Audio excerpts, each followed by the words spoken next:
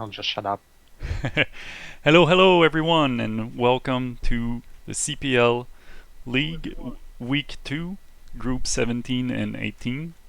So we have a huge matchup today. We got 6 games in Group 17 and 7 games in Group 18.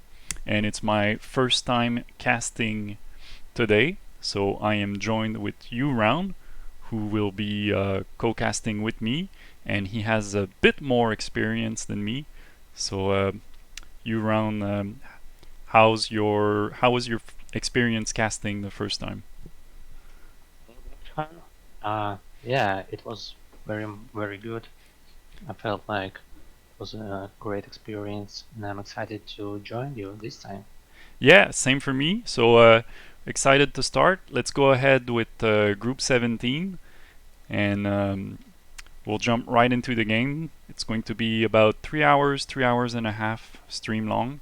So we have a lot ahead of us. So let's jump in and see how these guys perform. I'm going to set up a game real quick.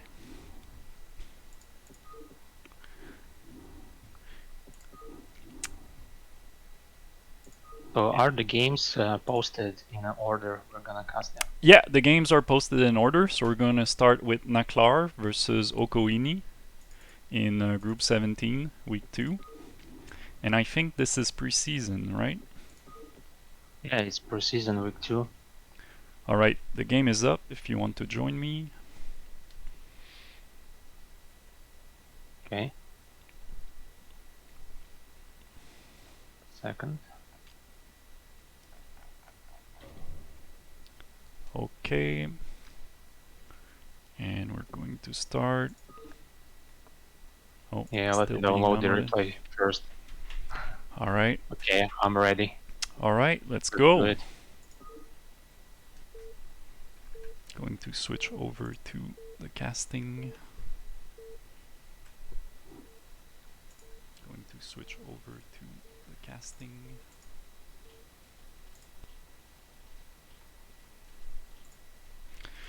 And here we are. So we got Naklar playing as the Protoss, purple Protoss in the bottom left, and we have Okowini playing as the grayish Zerg in the top right. Yeah, before we start talking about players, maybe you can press Shift Tab Yeah, once. change the colors. Yes, because they have similar colors. Yeah, so now they switch to blue and red. So finally someone who listened to the top versus down instruction Yeah. to allow these colors. So okay, so we have Protoss starting off quick with a pylon, I guess, walling off his natural. Yeah, I haven't seen any Protoss not doing that in a while. I mean, when I was playing Protoss, then I did that sometime. Well, you get one chance to learn about it, right? Because if you don't wall off right at the beginning of the game, Zerg will punish that early, and Yeah, but I you. mean, you can put the buildings up the ramp with your main. Oh yeah, that's also true. And I guess Protoss will find the base. Already found the scout from Zerg, so Protoss now scouting Okowini's base, and there's a bit of fight with the What's drones happening going on. is that he scouted that it's gonna be 12 hatchery instead of overpool, so he can build Nexus first because there are not gonna be any Zerlings in a while.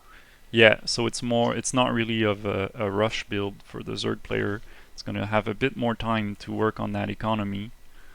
And so if we Yeah, look at the reaction on the side of Protoss, we see that he started with the Nexus first. So the yeah, pylon's there, but he's not in a rush to build the wall because, like you said, it's not overpool. It's not really a rushing strategy for the Zerg. yeah. I think you can even make gateway first because there's not even pool when thrown down. And we got Zerg making the hatchery at the natural. Oh, you know what's happening? He's probably gonna build third hatchery before pull. Yeah, Oh, it's looked like yeah. he's going for it. He's set up for that. Yep, going for that third hatchery at the 12 o'clock. And Protoss And is he lost the sending. drone at the main. The scouting drone went down. Yeah. Such a loss. Oh, I missed that. His drone got caught. Yeah, you could see the dead body of the drone. Okay, now it's gone. Yeah. But anyway, yeah, he doesn't even need the photon cannon because the pull just started. Well, won't you need a photon cannon at some point? Like in the... Isn't it standard to have at least one cannon? Yeah, but you see what's happening. He just doesn't have any minerals for the cybernetics core when his gateway got warped in. Right. So you're He thinking a spent bit those. too early on the cannon there, maybe, considering the amount of aggression from Yeah, Okowini. Maybe that cannon could have been delayed. yeah, he could have delayed it And we much more. see Okowini still making more drones, going full economy here. Yeah, great economic build. Well, the spawning pool is down, so that's good. So we could maybe see Zergs coming out soon. Zerglings? No, Overlord and He will build Zergling. some just to chase down the probe. Yeah, but it doesn't seem like he will Zergling. commit to anything because he's gone lair and this probe did scouted. I like this build from Zerg very much. Well, let's see what the first zealot will do. Yeah, because it's opening a bit of room there for Protoss to attack with zealots, right? There's going to be a lower number of Zergling early on. Although, yeah, Protoss going with a second cannon. Mm-hmm. But what I mean, he did scout that there is only 2 Zerglings. Yeah. Only drones were on those eggs. So there's no rush to build those 2 cannons at all. Yeah, no rush to build the cannons. It's interesting. But I noticed they're on the right side of the pylon. So these cannons can at least catch anything going up the ramp, but I don't think they're going to see much action for a few more minutes. Yeah, that's exactly what will happen. And Zerk is mining from 2 gas, and he did throw down the Spire at the natural. While Protoss, in the meantime, is going Citadel of Adun first, and his +1 attack is at 20% probably, or something. So he will attack with a lot of zealots because that's what he's building from that gateway. And he did even build 1 starport while as a second tech building. There's also the +1 attack going on for the zealot. Yeah. So the +1 attack and the zealot speed will probably build at the same time. What do you think about the Stargate timing here? Are we talking about normal timing for the Corsair, or no? It is pretty much delayed because of that Citadel of Adun.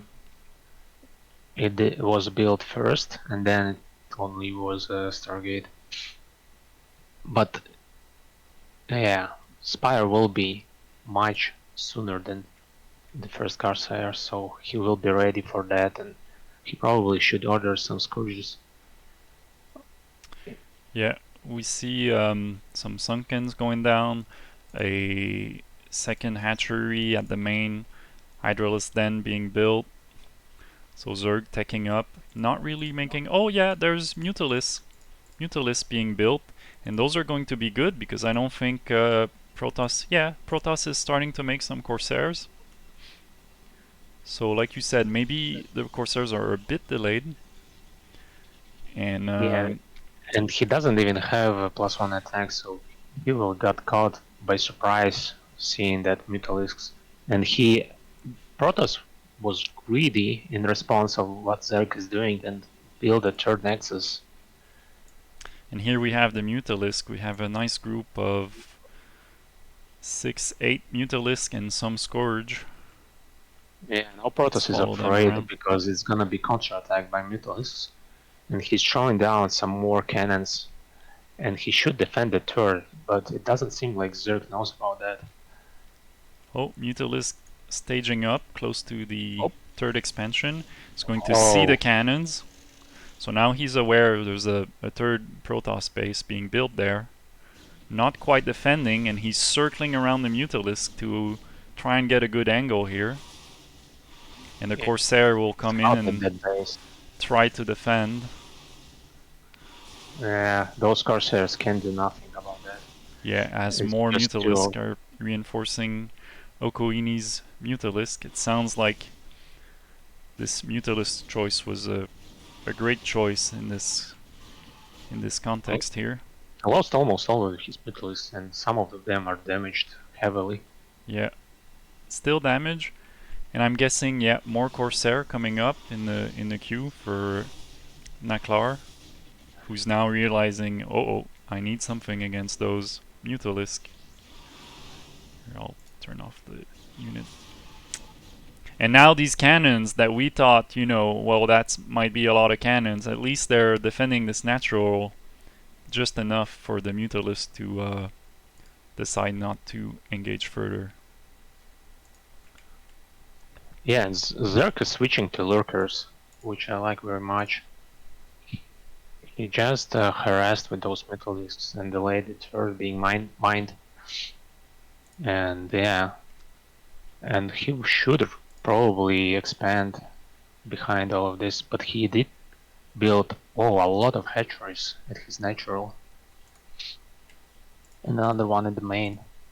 Yeah, 2 more hatcheries going down. Queen's Nest, so I'm guessing more evolution coming up soon. Harass from Zerg. To a hive, and Mutalisk harass down at the natural. I'm not seeing a lot of units coming from the Naklar's side. I'm not really finding any big army. Gateways going down. So 4 gateways going down. Yeah. He delayed the gateways. He only now got like more of them. Yeah, and doing a little Protoss transfer over to the third base. Let me mention that this is pretty bad sign now when Protoss is behind in supply when playing against Zerg. Yeah, behind in supply, but quite ahead in number of probes. It's common in this matchup. Yeah. Zerg usually don't have like more than 40 drones by this time, but he went such an economical build, so he's now droned up and ready. And the problem with build that Protoss chose is that he did build fast Zealot's speed upgrade, but he didn't move out because he was afraid of those Mutalisks. Oh, and we're seeing a small push here by the Zerg player, moving up some lurkers, some Zerglings with 0-0 Zergling, but we got the lurkers, we got the Mutalisk, and they're going for the third base with defended on the ramp by the Zealots, so they can't quite go up just yet. Protoss sending in all the Zealots he can muster to fight off this attack, but then retreats, and the Corsair will find a easy Overlord to kill.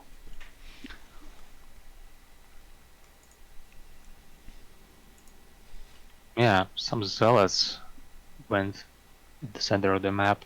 Oh, a lot of Corsairs he's got. Yeah, lots of Corsairs. He's gonna get another upgrade attack. And I saw Templar Tempest being researched, so Psionic Storm are ready to go, and there comes the Hydras. That's the part I hate when I play against Zerg, is doing something against these Hydras. That's... Corsairs was gonna fight the Mutalisks and kill everything Zerg has. Yeah, and it's those the revenge. Did a lot of damage. The revenge against the Mutalisk. He even got queens. What, 2 queens. He's supposed to do with those? That's a bit unusual against Protoss matchup. Yeah. What's the idea here? Probably some Look at ensnare. this bold attack, just taking fire from that Hydralisk, but still managing to take down all these overlords and just chasing them up the main base and taking down all the overlords he can. There doesn't seem to be any air defense at the main base. Some Hydralisk just popped out and going to try and slow down these Corsairs. With the help of ensnare from queens. So Yeah. those were useful. And there they go. Corsairs are gone. We got more lurkers coming out, more zerglings. So bigger, well, in terms of supply, it's pretty similar, but we know that Protoss uses a bit more supply for their units, so it's safe to say that Zerg might have a bigger army here. And as we see in the natural, we got some Dragoons, we got, I'm counting 4 Templars, and some Zealots. So things are starting to look a bit more like a standard mid-game at this point. Zealots on +2 attack, and if we look at Zerg +1 attack on the Hydralisk, and I'm looking for the Zerg +1 attack on the Zergling. So what do you think about that? Going for the attack research instead of Carapace? Because usually the meta kind of tries to say, like, if you're 1 ahead, it's going to take a Zealot 2 hits instead of 3, and sometimes that's a big deal. Here he's trying to catch up.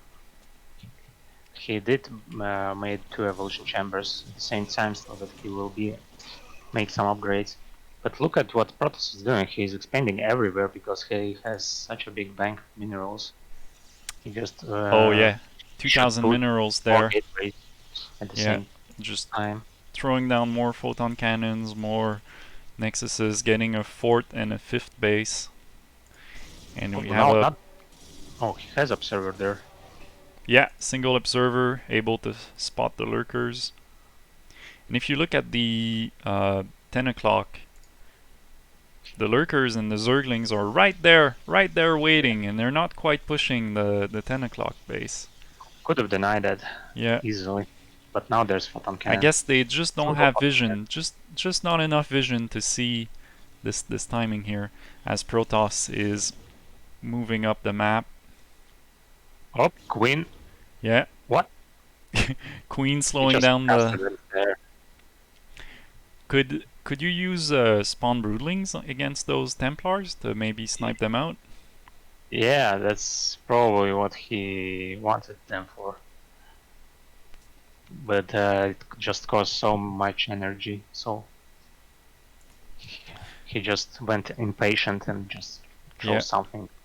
And we got more lurkers being moved around as Zerg Okowini trying to figure out what is he going to do with this giant force. Yeah, just note how much map control this Zerg has. He's everywhere. Well, it's like a diagonal in the middle, right? Yeah. It's this giant... But he doesn't see that there's a base at the corner with double gas. That's unfortunate for him. I'm moving away from the fights. Don't move away from the fights. So Protoss doing a small push upwards, and I feel like there's going to be 2 fights happening at once. So in the middle of the map, we got Protoss pushing up against the Zergling, but then Okowini is pushing the 10 o'clock base. Look at that. Just completely breaking through those cannons and just pushing with a bunch of Hydras and Zerglings, and it's going to take this 10 o'clock base. And I'm going to switch over to the fight happening at the natural at the same time. So we got 2 fights going on at the same time, and Protoss not quite committing his whole army to this natural fight, maybe busy dealing with the other fight that was happening at the 10 o'clock, as the Templars are sneaking their way past the sunken colony, popping in some storms, good storms against the Mutalisk, but they are being surrounded by the Zerglings. And Zerg is kind of cleaning up the Protoss army, Naklar's army that was going up in the natural. It feels like Dragoons doesn't have range upgrade. But anyway, that was a pretty nice decision from Protoss probably, just to give up on the base and go counterattack, but he didn't succeed. Because his army went like separated.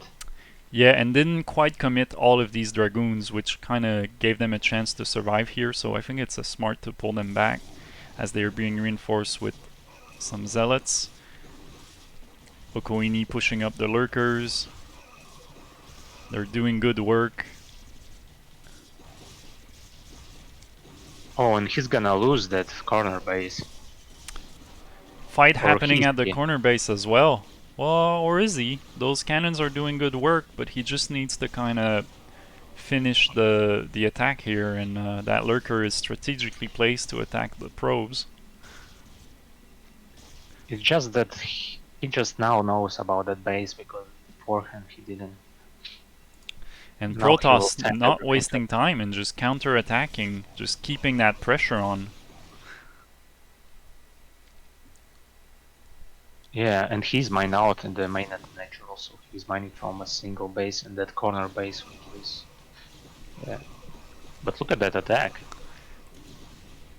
Yeah, minerals are low. His gas is still quite up high. And yeah, attacking on the natural again, wave 2.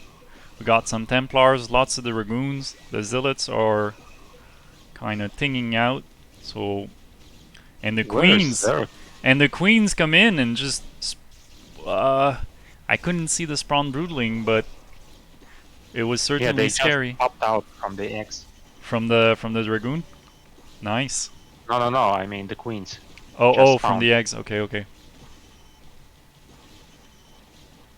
Okay, he cleaned that up pretty easily, because he ordered the units, and upgrades are great for Zerg. He has 2 melee upgrades and 2 range upgrades, while Protoss doesn't have... Oh, he does have 1 armor upgrade. And are you seeing this at the natural? We have a Guardian. When's the last time you saw a Guardian in Protoss versus Zerg? You know what? It's pretty common nowadays. Yeah, it's much more common than Queens, let's say that. For sure. But since Protoss has so many cannons everywhere, probably he should make the filers. And look at that, another double attack going on. Well, no, Protoss is going to wait to see what's going to happen with this 10 o'clock base. Actually, no, he's committing the fight to the... So as he's losing this 10 o'clock base, it's pretty much over. He's going to commit to the natural expansion here now with Archons. Yeah, so good amount of attack. Yeah, good amount of Zealots here, supported with Archons. As more Archons, we're now at 7 Archons and some Storms going down. It's a big bunch of blue balls of energy moving in, just destroying the natural base. Yeah, and Zerg only has Zerglings, which does nothing against Archons. Yeah, there's some Lurkers coming in to reinforce from the back here, but doesn't seems to be doing much just now as the natural hatchery gets destroyed. So this counterattack looking very successful so far. Managed to get lose all main buildings. Yeah. As the Archons are just moving into the main base, this is quite exciting. There goes the first hatchery.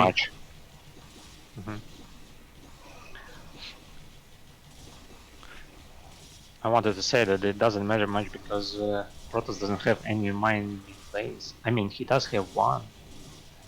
But if Zerg now kills it, well, yeah. Well, Zerg did good in destroying those expansions, but I guess it wasn't enough to stop the counterattack, or wasn't there in time to prevent it from happening. It's just it was the Protoss strategy all along. Just bank some 2,000 gas and build 9 Archons. Yeah. Do you think is that a build? Is that something? Or do you Yeah, think it was that's just a good usually what Protoss do. yeah, a good read of the situation and having the resource to say, you know what, these expansions were useful. They've served their purpose. We got the Archons, and now the Archons are doing the job. Yeah, that was just a distraction from important things. As the primary main base getting completely destroyed. Yeah, and he still has 5 Archons. And 3. Oh, look how many Archons he's milking. It is natural. I mean, outside of the natural. We got another 1, 2, 3, 4, 5, 6, 7. 7, 7 more Archons and even more Templars there with them. And Zerg doesn't have any building that allows him to build any fighting units, like Hydrogen. Yeah, he seems to be making more Sunken Colony. I guess that's the only thing you can really build at this point without having the tech buildings to make any units.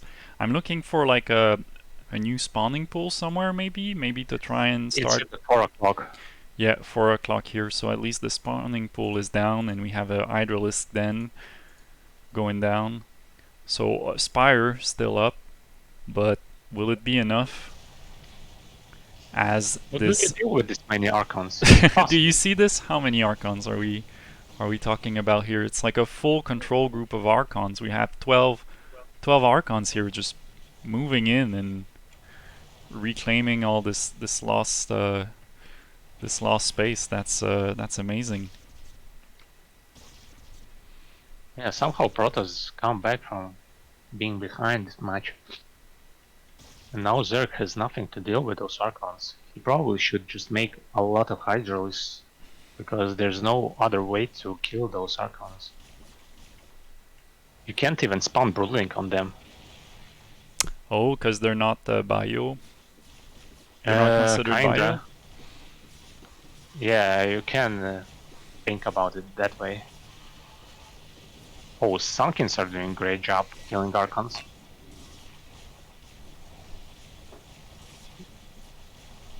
Yeah, 40 damage is enough. Look Yeah, at but this he's looting destruction. everything. This is crazy. Can you imagine the Zerg player seeing this? Okowini seeing this just big Yeah, army, and there goes the GG. good game. Great game, great counterattack. So many Archon, says Okowini. And indeed, that was great game to watch. So a first win for Okowini with the Zerg against Naklar in the Protoss in this first matchup of Group 17.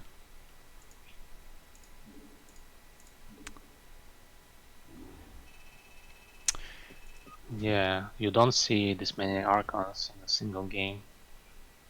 And it worked out. Usually. Alright. Yeah, I mean, what else do you do when you have this many gas?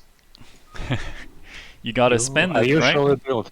Yeah, I usually build like Alright. every Archon You I can can afford. you can join me for the second game as we're going to look up Zvini versus Nagi. Not quite sure how to pronounce the first name. And it's going to be Zini versus Nagi, still on Eclipse in Group 17, Week 2. Okay, let's go. I'm ready. Yeah, I'm starting.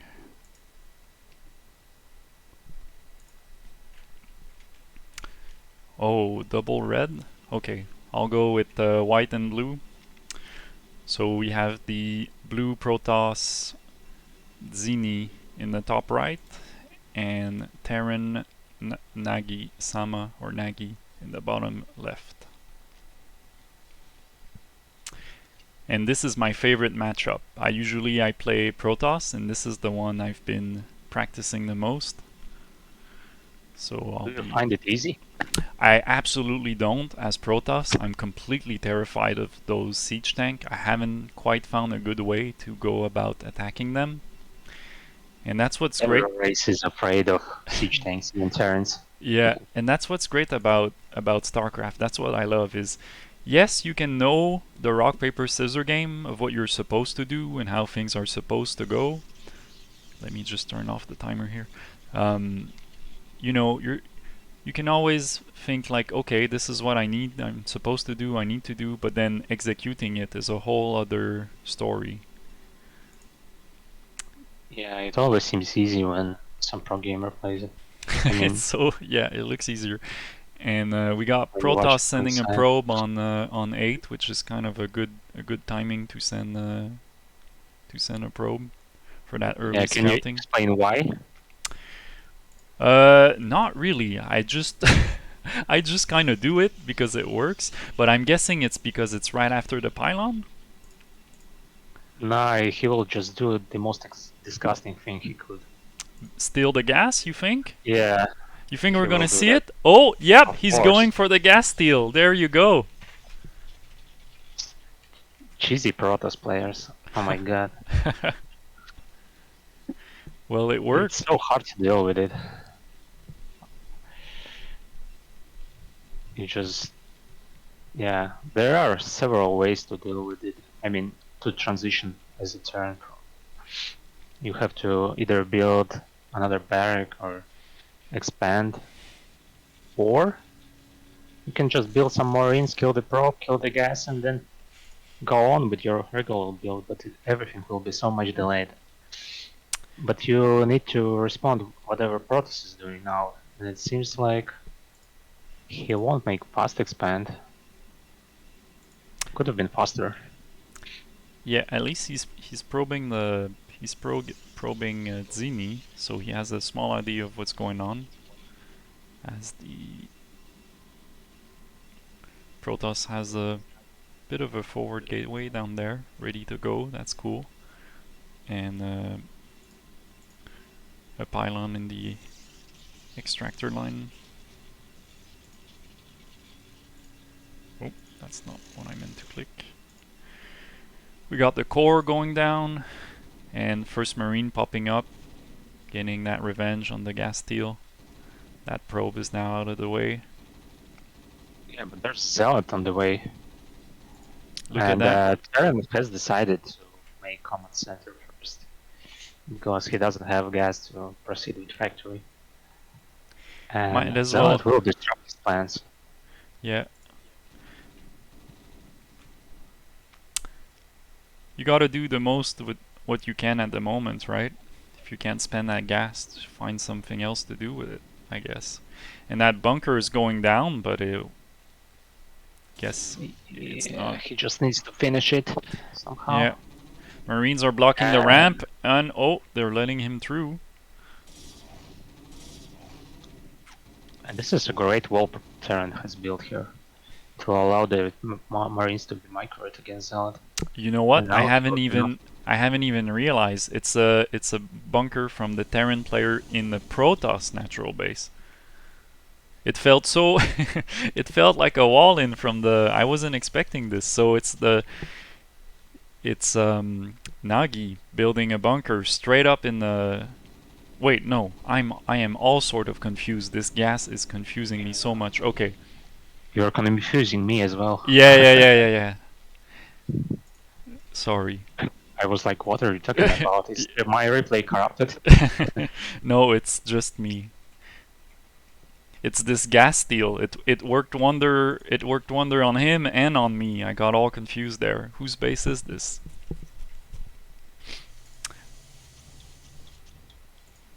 Yeah, now he has 2 Dragoons, right? Yeah, No, 2 it's only dragoons. 1. Oh. And the range is gonna be finished by the time he will walk up to the Terran's natural. But there are already 4 Marines. He need to lift up his barracks to block the run by from Dragoons. But that Marine is trying to do so. As we're seeing Zimi building his second Nexus. I feel like it's a bit late for well, not really. 25. It's not that late. No, it is kind of late. He didn't build anything not even some tech or second gateway. He could have put down that Nexus earlier, I think. Because now Terran has command center ready. And range is finished. So he will now poke down the bunker. Oh, yeah. Yeah, just spacing those Dragoon out to find the perfect range to attack the bunker without getting hit back with that Dragoon range. Yeah, it's annoying to deal with, and the factory is just half done. So it's gonna be very large amount of Dragoons poking down the bunker before the siege tank will be out. Are they breaking through that bunker? Those No, SCVs are working you hard. should have the same amount of SCVs to repair just as Dragoon's number. Oh, and one more Dragoon sending in to finish the job. And SCV. another SCV. Look at that. Great answer there by Nagi.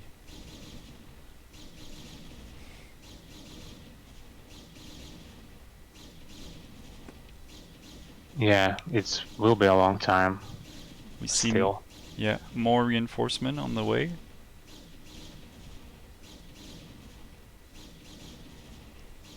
And how will Protoss go on from this? Okay, it's just observatory. And no shuttle. Yeah. It's fine. And Terran is building anti-Dark Templar missile turret. Oh, he's gonna bust through. Bunker has almost died. It's in the red, it's still Barely. burning. We're up Barely. with 5 Dragoons there. As more units are slowly trickling in from Zimi's side. Do we have no upgrades yet in the works? Siege tank being researched by Nagi. He's lucky Protoss has only 5 Dragoons there. Now it's 6, yeah. Anyway. This could have been ugly. First tank coming out. Coming in to fight back. And one Dragoon got killed. Yeah. A lucky kill by Terran. See how scary those siege tank are? Just enough. Just one is enough to intimidate intimidate you away. For now. Can't do anything. Yeah. Maybe he built some shuttle that he could bust. Like elevate all of the Dragoons up top and kill everything. He had enough time to do that. Yeah, it looks like he's going to go for leg speed. So maybe thinking about Zealots in the future if leg speed is going down. Did you notice? Yeah, I think I saw an observer coming in, so that's good. So you always want to have some observers against those vulture mines, which we haven't seen vultures, but I'm sure it's a matter of time before we do. Mm-hmm. And then Protoss scouting the 9 o'clock, making sure, looking for a third Terran base maybe, but... And okay, so let's catch up on Zimi, making his third expansion here, so that's good. As a Protoss, usually you want to be like one base ahead of the Terran, if you want to keep up. He should be like 5 bases. He did have a lot of time to, you know, to expand, but... just didn't have enough minerals. Yeah. But he will catch up. It's always a choice, right? Between making more units or expanding and feeling out the opportunity.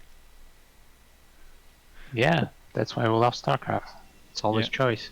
And there goes the first shuttle. I don't think there's anything... You don't lose because of the imbalanced race, just because of your choices. Yeah. So we got a shuttle there. Let's see what's gonna happen with it. probe transfer going over to the third base, and Dragoon just kind of harassing that natural. And that's something that I try to work on myself, is to keep some sort of bunch of Dragoons and units right outside the Terran natural to kind of slow him down from moving off from his base, right? Because that's his most vulnerable timing, is when he's moving around. That's kind of where you can try and use your Dragoons and Zealot to try and catch those tanks while they're moving. So keeping this like line in front of his natural is buying you time, and it's also giving you this opportunity to catch movement. As more Dragoons are being sent in that shuttle, I don't think I saw... Oh yeah, shuttle has 2 Zealots in it.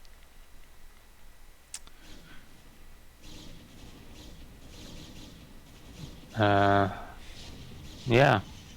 So he will try to bust it. No, he decided to retreat. There are a lot of siege tanks there. No way In he a could turret. have done anything damage. Yeah, in a turret. And those Dragoons outside the nature also to catch the vultures running through. It's enough for him just to see that vultures are out so that he could prepare. But he seems like he has prepared the third, and he did build some pylon wall at the natural. Yeah, little wall, that's always good. That's another important thing. You just don't want those vultures to go right in, right? So having that wall helps slow that down, gives you time to send some reinforcement to help out should it happen. I like the spread of the siege tanks here, and some random supply depot just to distract Dragoons from attacking siege tanks when Protoss decides to attack. Yeah. But what is the plan here for Terran? He just built 5 factory and the command center at the main, but still not a single armory. Oh, We got a strange. starport. He had two armories at the natural. 2 armories That's at a very natural. great. Yeah, that's great location for armories, so that when the Protoss will recall his main, there is no possibility for him to focus fire those. Those armories. Yeah, which are not hit there. And you need those to make siege tank. Am I right? No. Armories are for upgrades and Goliaths. Okay. And Valkyries. So what's... Yeah, so you want to protect them. It's just a good location. I'm trying to figure out why you're saying that it's a good location for those armories to be in the natural. Protoss will sometime do recall your main, and the main target for the recall is armories, just to delay your upgrades, right, and move out. It's like an easy picking if you can manage the recall. Yeah, not easy, but that's the main target for you. The main target, okay.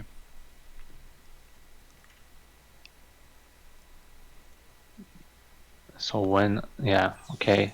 So I like how Nagi-sama is pushing out one step at a time, so that he can take the third for himself. Yeah, just making these tanks and inching its way through. We see some Goliaths as well. Well, 1 Goliath. Arbiters will be out soon, but I didn't see which upgrade did he make. Is it stasis or recall? What can you say about the amount of vultures we're seeing here? To me it looks a bit low, but I'm not a Terran player.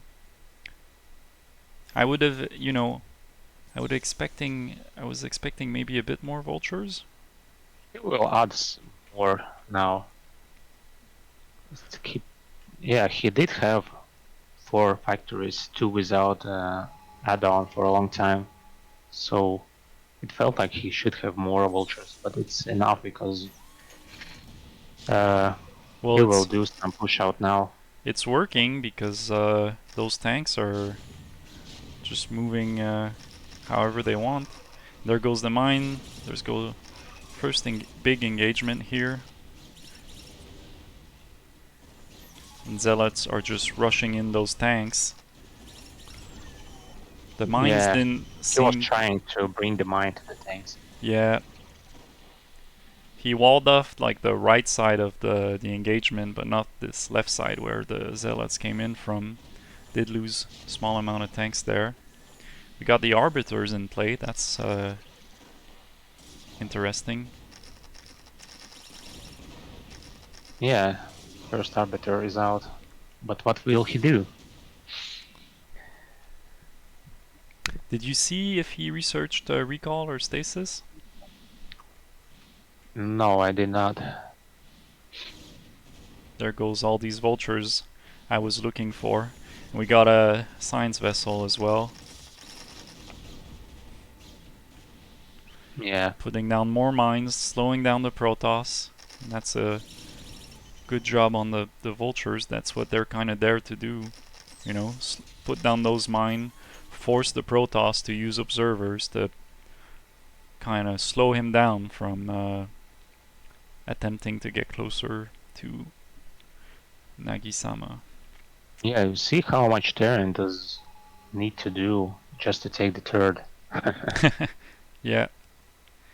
And now when he will take the turret, his tanks will be out of position and the recall will happen because he doesn't have any defense. And meanwhile, That's why Zimi has a fort that he's working on. We're seeing some cannons and the probe transfer just arriving at the fort base. Third base looking great in terms of workers, 54, 58, similar in terms of units. 154, 160. So advantage to the Terran, again because Protoss uses more supply per unit. Oh. No, it's the same supply per unit here. Because of the siege tanks, right? No, vultures also 2 supply. Oh. Every factory unit is 2 supply, every barracks unit is 1 supply, but yeah, you see the stasis here. So why do I always hear that at the same amount of supply, Protoss, Protoss should have more supply than Terran if they're similar in supply? Is it because the units what are happens? Because Protoss usually have more bases, so he does have more supply because of the workers? He can allow it. No, he just can allow it, probably. No.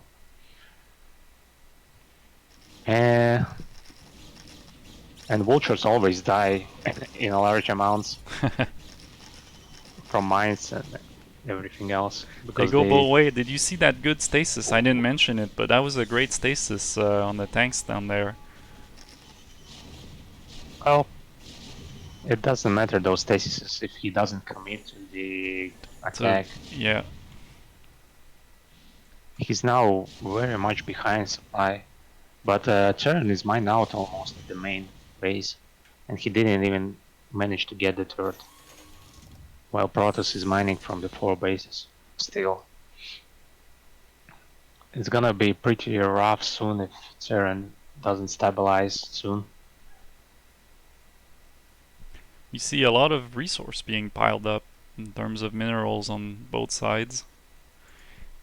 Yeah, because a lot of actions happen everywhere on the map. Vultures mining the 12 o'clock and trying to push in. Oh, this is not a vulture tight wall here. Yeah, they just managed to sneak through. Trying to get that cannon, and the cannon goes down, so now there's this single Dragoon. Now the attack is happening here. Okay, it's only some zealot. Yeah, that arbiter being chased off. Tanks doing good works against those Dragoons. Observer got spotted.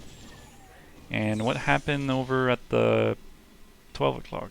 The vultures didn't manage to push through. Yeah. There was only one zealot, vulture left, and Dragoon killed it. Now he finally will take the third, if he doesn't lose it to the Dragoons.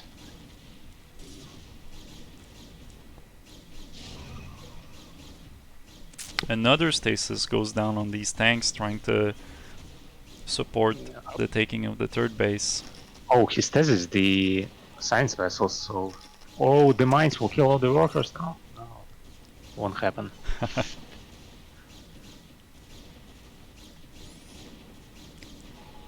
Yeah, Terran is struggling very much to take that base. 3 arbiters could potentially kill every siege tank here, because there's no anti-air here.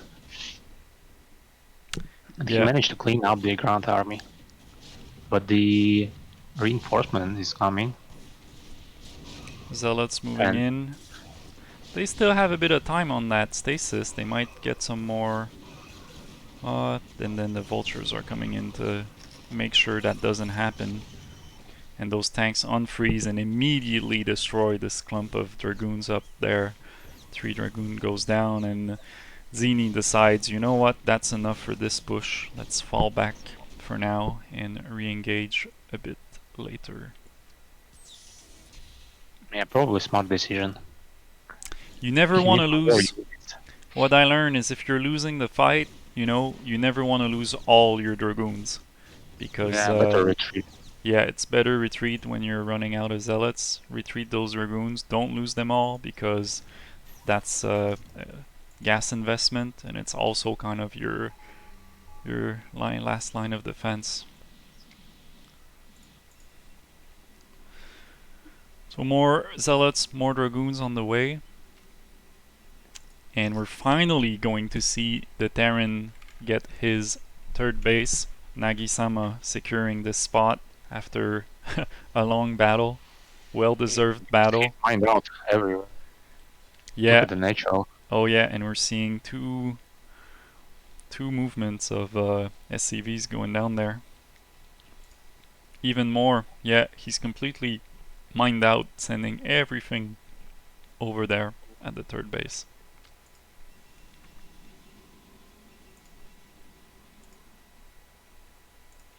Yeah, final attack upgrade for Terran hasn't started yet. He's delaying it very much. It would have helped him to hold everything here. But Protoss is expanding at the corner of the map. It's very juicy expansion here. But it's very dangerous. At the 10 o'clock? The top left corner? Yeah. Top left corner. 2 gas, yeah. Ooh. Protoss is bleeding his units away, trying to prevent Terran from moving at the top.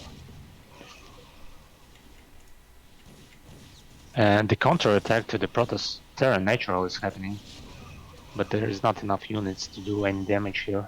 Yeah. Those siege tanks were in a good position to stop this other detachment on the left there. And those dragoons just won't be enough to break through the natural. It seems like Terran could organize some counterattack to some Protoss base. Maybe even the main, because there is where all of the production located. Yeah, and there's not much of an army out there. Not at all. Well, you know, still 2 arbiters in play, more dragoons coming out. At least Zimi is not stopping on the production. He just keeps pumping out those units, so that's never stopping. So he's never completely out. But like you said, it's a good time for Terran to consider the counterattack. Maybe Nagi will... Yeah, he's moving his tanks. He probably will go to the 10 o'clock just to secure that 4th base. And will he see... Oh, mining. Little engagement here. Finds the arbiter. Scans goes down. Sees those dragoon now. Yeah, it's very small arm force for Protoss to do any damage. Yeah. And as I said, he's bleeding his units away, not really making any damage here. And if Terran scouts that base, he will, kill it in no time. That scan just caught those observers off guard. and they go down. A lot of observers here. Yeah. Nice catch. I don't think he knows about the top left expansion. I don't think Nagi knows about the top left expansion just yet. He's quite happy to have secured this fourth base, a lot easier than the third. I'm not sure he knows about the top left. If we... Yeah, as I see, he didn't even went there anytime in this game. It's Black Fog of War here for him. Yeah. But he probably should know somewhere there's probably base. Okay. There's a... Are you seeing this probe transfer? Oh, now he scouted. Which probe transfer? Where? There was a probe transfer from the 4 o'clock way up there. I'm not quite sure why. Engagement is happening. Oh, okay, nice thesis for 5 Goliaths. Yeah, all those Goliaths are frozen. Gets again, the hit very on small force for Protoss. Yeah. He can't go up the tram because of those tests. And another good stasis there. That small force will just manage to lock down those vultures, buying him some time to kind of figure out, okay, what am I going to do now? As Nagi is moving the rest of his forces. Very weird play from Protoss. He's trying to attack now when the entrance is blocked with cubes. Well, he's also attacking from the right side and sending in even more units. And no scan. Very late scan for a turn. Yeah, late scan. Lost everything he had here. Oh, and Protoss attacking from every side here. Every side, right? 3-prong attack there. As things unfreeze. And GG, there goes the Terran player. What a powerful move with those arbiters. Those statists just came in at the right time and completely changed the matchup. Yeah, kinda. I misread the situation here. Okay, let's proceed to the third game probably now. Yep.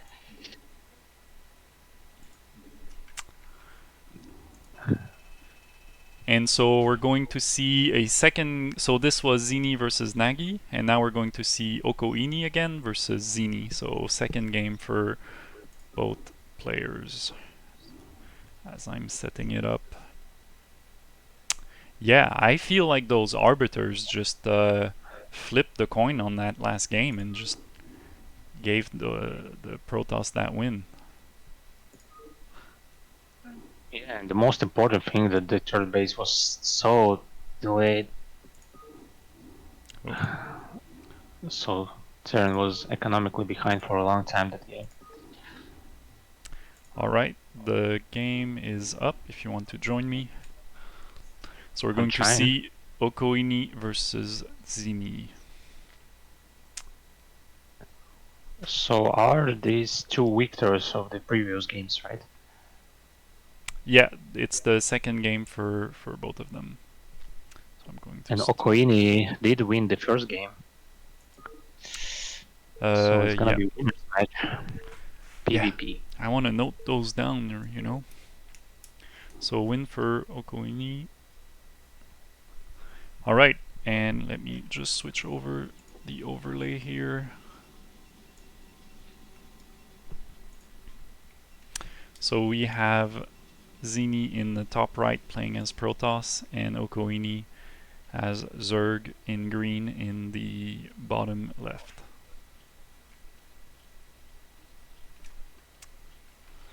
And give me just a second, I'll go check on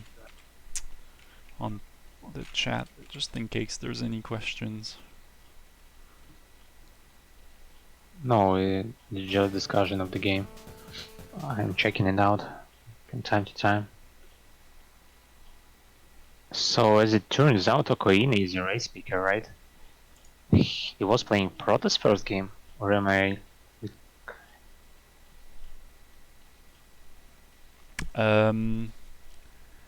I think Naklar was playing Protoss. He was playing Protoss. Okay, so I messed it up. Yeah. So it's not gonna be a winner's match. I'm not sure actually. I don't quite remember.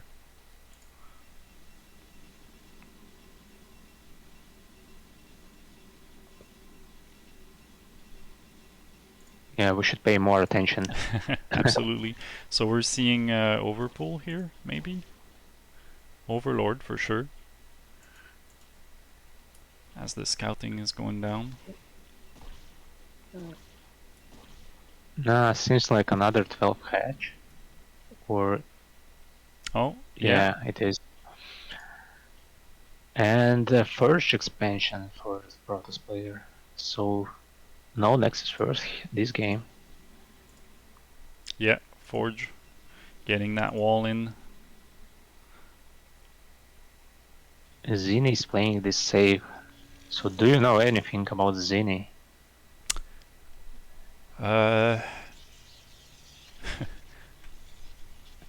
I think Zimi left us some information about himself before the game. Let me check. I think he's a returning player. Let me just double check that.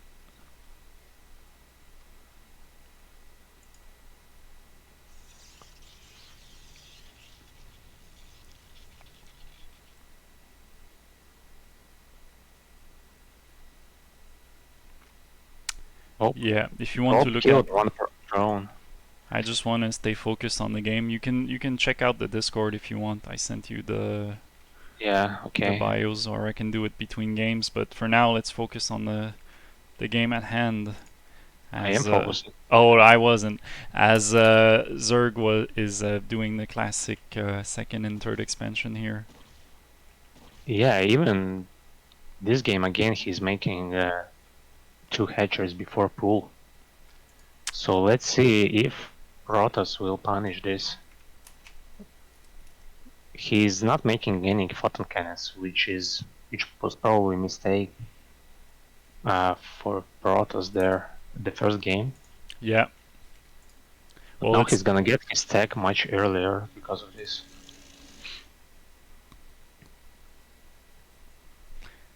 As the Nexus goes down. Up. He hides the drone just to scout later in the game. And the one thing you didn't see is that the probe killed one drone here at the main base of Zerg. Which is, yeah, slightly unfortunate. And probe is still alive to scout everything. And he's expecting to see if the layer will be making. That's the thing I like to do as a beginner, as a Protoss beginner against Zerg, is just queuing up a bunch of waypoints for that probe around the Zerg primary base just to kind of harass him, and then going back to what I'm doing. But this probe has, I guess, probed what he need to see and is just chilling in the corner. And the he sees only 2 Zerglings, but there are a lot of those making here. Yeah, we got at least 4 Zerglings going down. He did see that there is no photon cannons at the entrance, and he decided to make more Zerglings. Yeah. But there's no link speed, so he won't commit to some Zergling all-in here. He just made 8 Zerglings and will drone up a little bit. Does position himself to be ready, but like you said, no Zerg speed yet. No cannons yet. No cannons either. So this, if he notices that, he could attempt something. He will try to exchange hits with those zealots, but yeah. And those Zerglings finding a way through. Just trying to get a good angle, but Corsairs are out early. I like to see that. No Spire yet. So as I said, it's 6 minutes into the game and first Corsair is out, which is probably fine. Yeah. I'm not prone with the timings, but it seems like it's much earlier than the first game. Yeah, much earlier than the first game.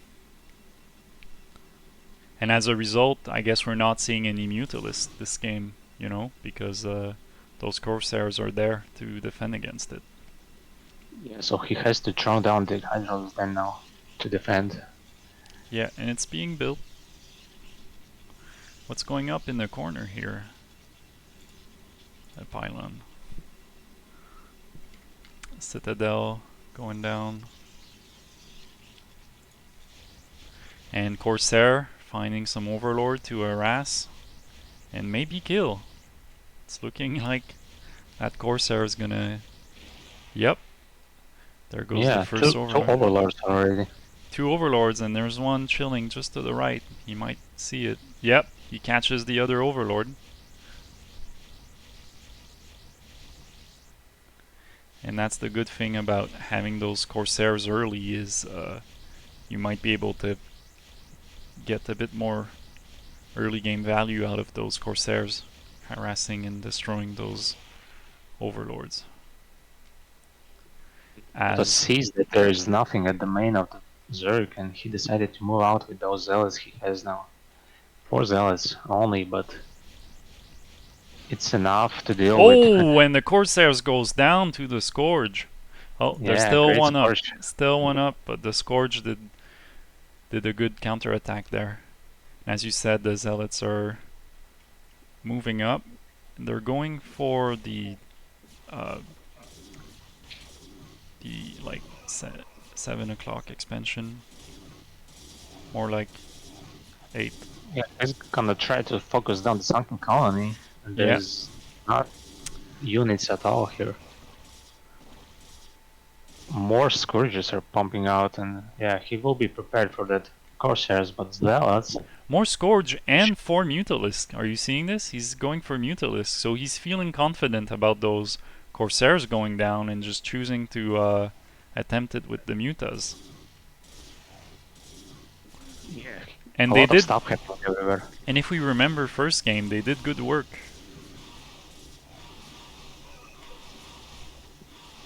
Kinda. He lost it pretty quickly. Yeah, Zealous got cleaned up, and there's only 2 Corsairs left. And there's enough Scourges to kill them. And Zerk is doing everything he can. He built Lurker Aspect upgrade, and now he's pumping Mutalisks. Yeah. So he can build any units he wants here. And on Zimi's side, we got Psionic Storm being researched. Interesting difference from the first and this game is that Protoss didn't expand this quickly, like in the first game.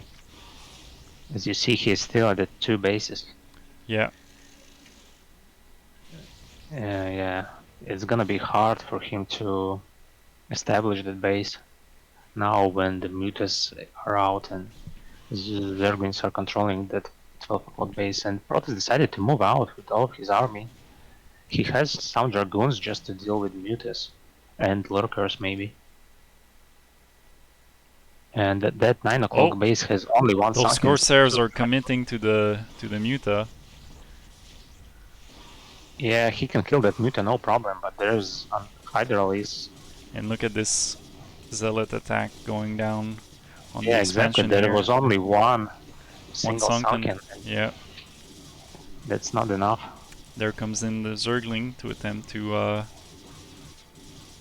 save it, but they get kind of stuck on the ramp, looking for a way in. Zealot's speed upgrade kicked in, and he has +1 upgrade, so he will have no problem to deal with those Zerglings here. Yeah. Two-shotting them. And he will focus down the hatchery probably. Yeah, no problem. Another hit, and it's gone There down. it goes, and the Zergling arrived just a bit too late. Yeah, barely managed to kill that hatchery. So a lot of damage got dealt. What will the response of the Zerg will be? He's decided to counterattack. We're seeing 2 Dark Templars, so maybe some shenanigan might happen. No way Zerg can do anything here. Since he doesn't have a Carapace upgrade. I I wouldn't be so confident because in the last two games, the first game I thought Zergs was going to win. Um, I mean, yeah, and then the last game Protoss won, and that was unexpected for me. So I never know. I never know in CPL what's going to happen. No, it seems that Zerg is way behind because of those upgrades. Yeah. Yeah, But no, it just Lurker, won't be enough to push in quite yet. There goes the lurkers.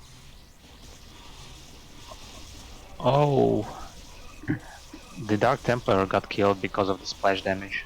Could have cleared this Lurker field just with a single Dark Templar because there is no Overlord here.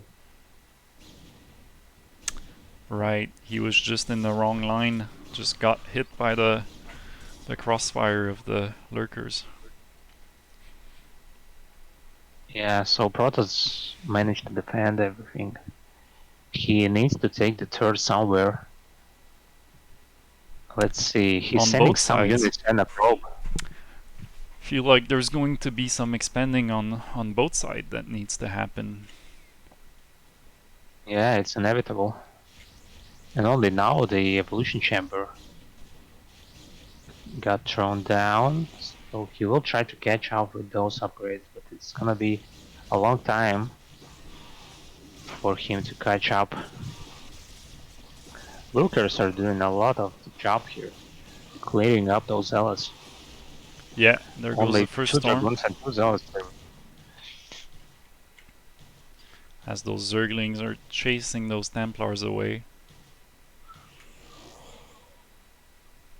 Yeah, some very small fights going everywhere around the map. Yeah.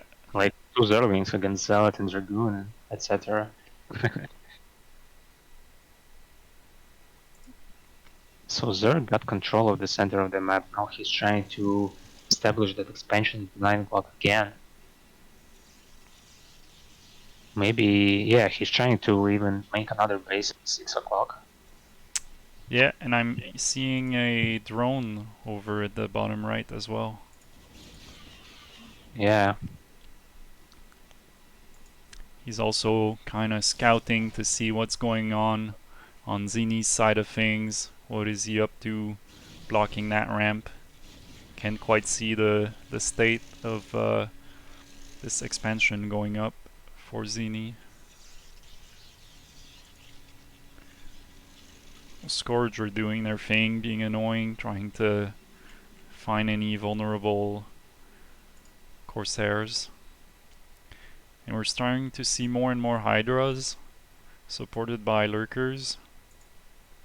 And still some amount of three Mutas still around. As Zerg commits to the 6 o'clock expansion. And there's a fight happening at the center of the map. Catches that lurker off guard.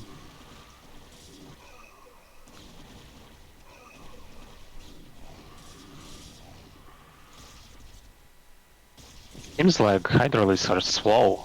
They don't have speed upgrade, right? So it's gonna be very hard for him to dodge the storms. Yeah, halfway there. Speed upgrade is on the way, but for now they're able to catch up and kind of clean them out. Those Hydras just didn't quite get away. It's very hard for Zerg now to fight when he doesn't have any upgrades.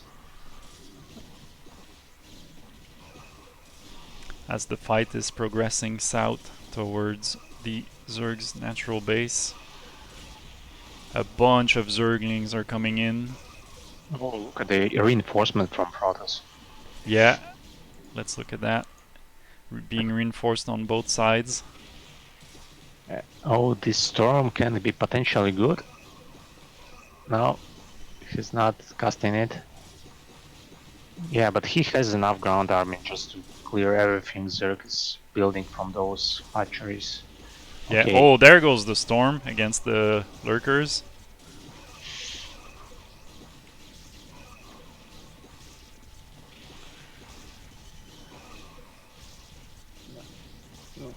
we Okay, going to see Protoss has another? nothing left right now.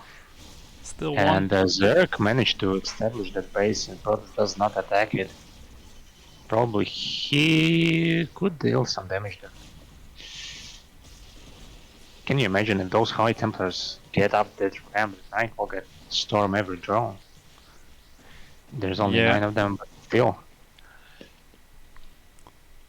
Well, Hype there's has two. I'm finished. seeing two lurkers. You're talking about the 9 o'clock? Yeah, It is supported with lurkers. I don't know that those Templars could make it all that way to the drones. Do you think? maybe using shuttle. Oh, for sure, yeah. Well, that would be the classic move, right? Shuttle drop and Yeah, I mean, which because there's no Scourge there. we haven't seen any sort of drops so far. Yeah, not yet. But I think it's gonna happen sometime, this group. There was this shuttle with two zealots, but I don't think they ever did much in game 2. Yeah, I didn't see when it went down. And look at that! That hatchery goes down in the bottom right. Oh, that was greedy from Zerg. He didn't have any defense there. Yeah. But I think he needs to save that 6 o'clock base because Protoss is gonna send all of his army there now. There's only 2 hatcheries. Oh, I mean 2 sunken colonies there. Yeah, sunken and a detector, but in the meantime, another attack is happening at the 9 o'clock probably. No? Attack is happening everywhere. simultaneous, right? Yeah.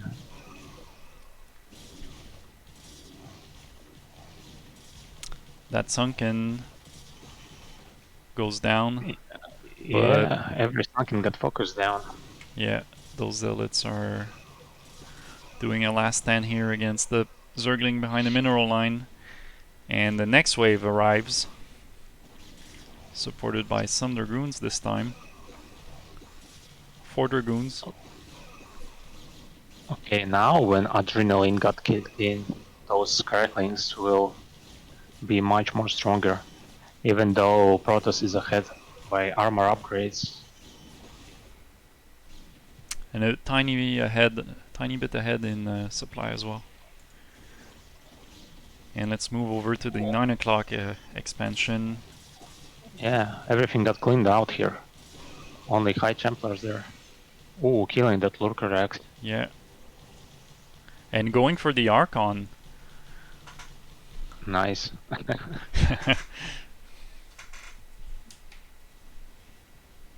Oh, a lot of overlords got killed. Okowini probably remembers those Archons from the first game, and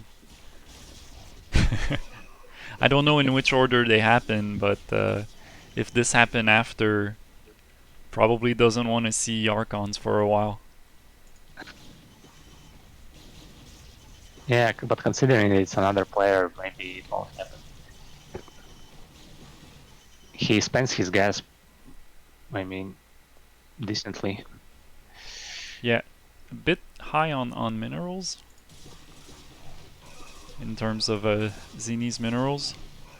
High up there, but there is a lot going on the map.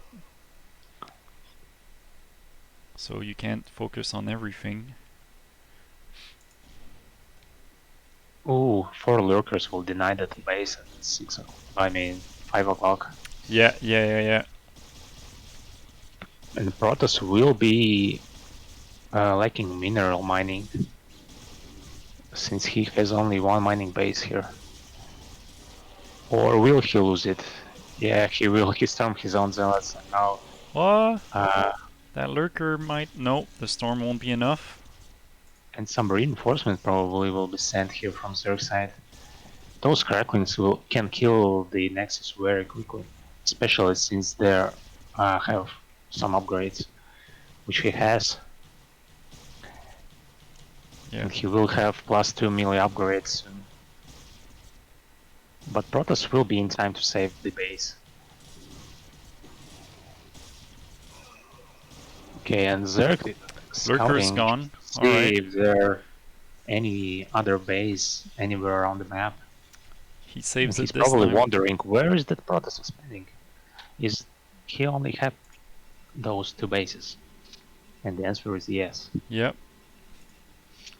And he will send all of his Zerglings here. Oh, Oh, nice storm, nice cleaning up storm. all of those Yeah. Zerglings almost. Look at those Zerglings. Those are terrifying with full upgrades.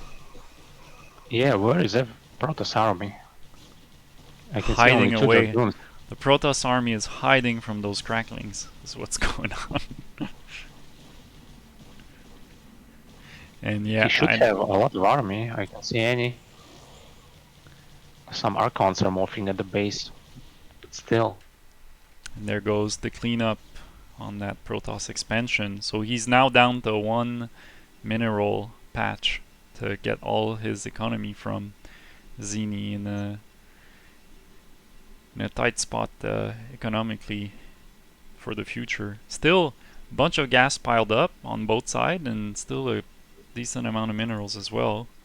So, none in trouble right now, but going to have to think about where to send all those probes soon. Yeah, it's just weird that Zerg doesn't have any carapace upgrade still. Protoss have 3 free upgrades. Can you believe that? 3-3 upgrades? Yeah, he's maxed on upgrades for ground army. But Zerg doesn't have any armor upgrade. It should have been pretty easy game for Protoss, but he's still... look at the Mutalisks at the 12 o'clock. He will lose those in a second. Almost. A single Archon did a lot of damage to them. And clears the probe.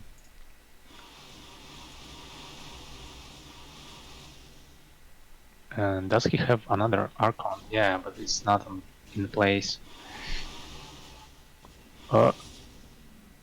Mutalist found a spot where it couldn't be attacked by cannons. He just can hang over there and harass the mineral line. And Protoss can't even get in the third base of him. Let me see. Will he lose the Mutalist? No. Archon can't reach. And he even managed to snipe the High Templars. Snipe the High Templar, yeah. And the Mutas decide they've done enough for now, and it's up to those Zerglings and the Lurkers to... He's making Guardians from those Mutalisks. Oh, that's what's going on. Yeah, he even has air attack upgrade.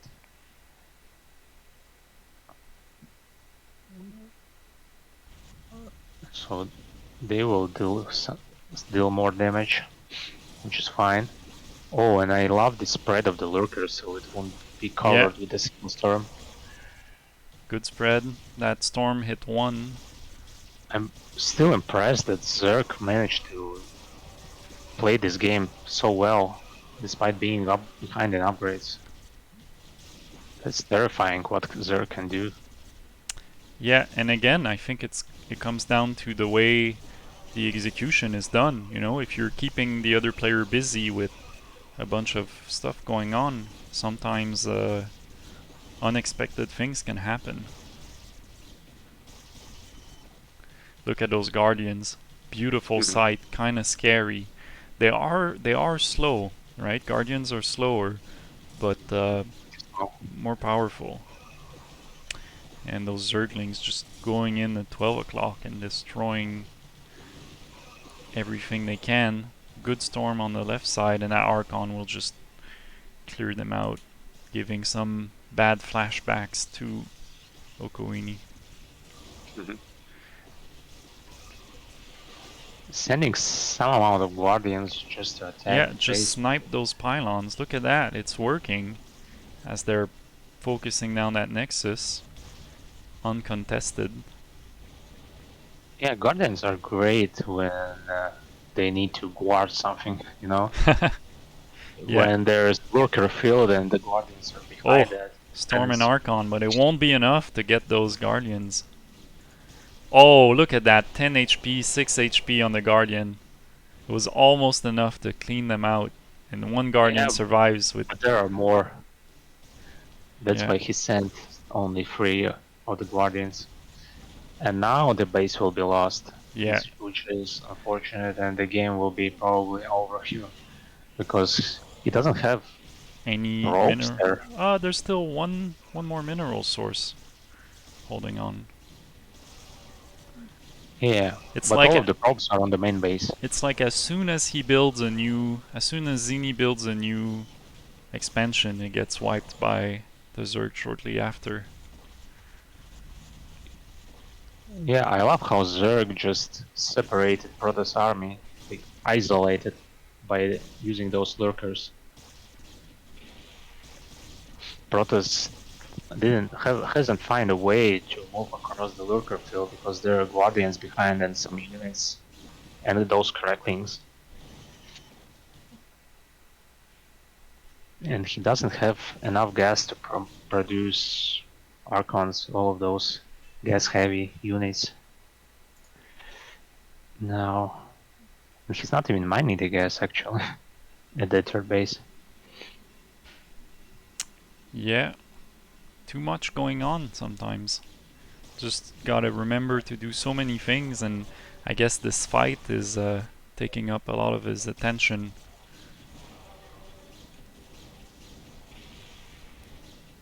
Yeah, a lot of distractions from the Zerg side. Yeah, look at those Guardians. Well played. Yeah, no Again, Guardians are gonna disrupt the mining here. yeah. Amazing units.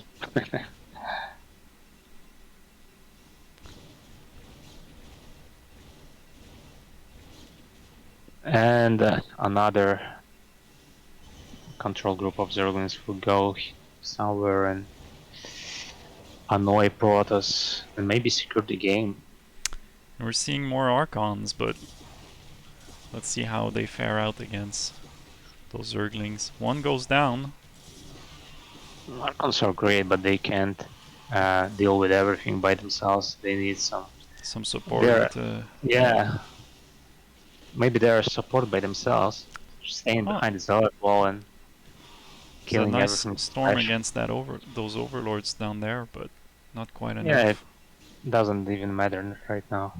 He need to do something with his economy. Yeah. Since that probe count since he doesn't have a way to deal with the Zerg's economy. And we're talking, 2 times the amount of worker count for Okowini. Looking in a great position here. And just pure Zerg chaos going on at the 12 o'clock. Units everywhere fighting everything they can find off of Zini. Game going on for almost 30 minutes here.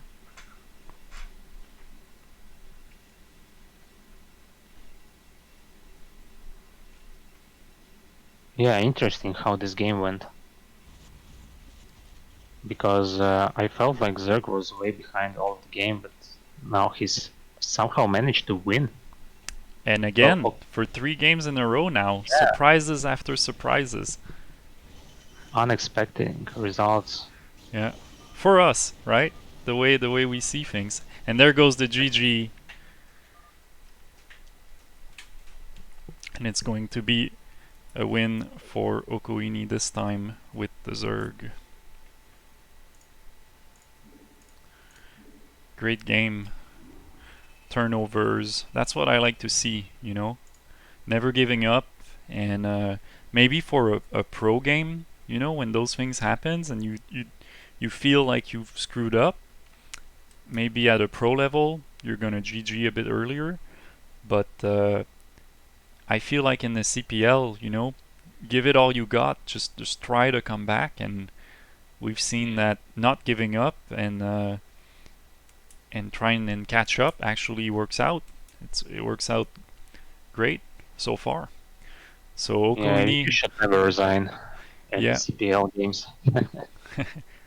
And it makes for more interesting content as Okowini takes the win against Zimi in this third game. We're going to move on to Nagi versus Grail. It's going to be a second game for Nagi and the first game for Grail. So let me just set this game up.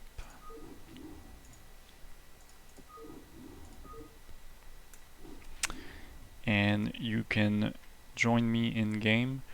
I'm going to have a look at the chat. It's a good time to not necessarily take a break, but just talk a bit in between the games. It's a good time to okay.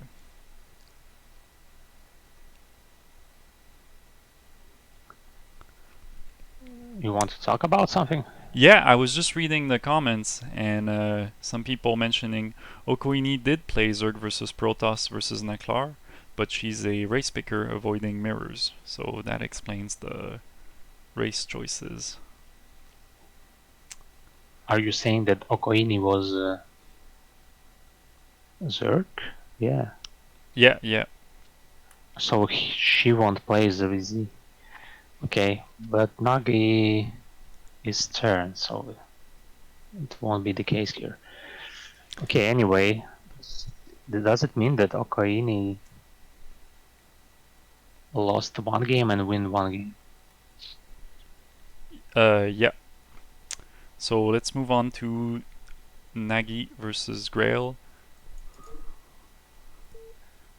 Let's go.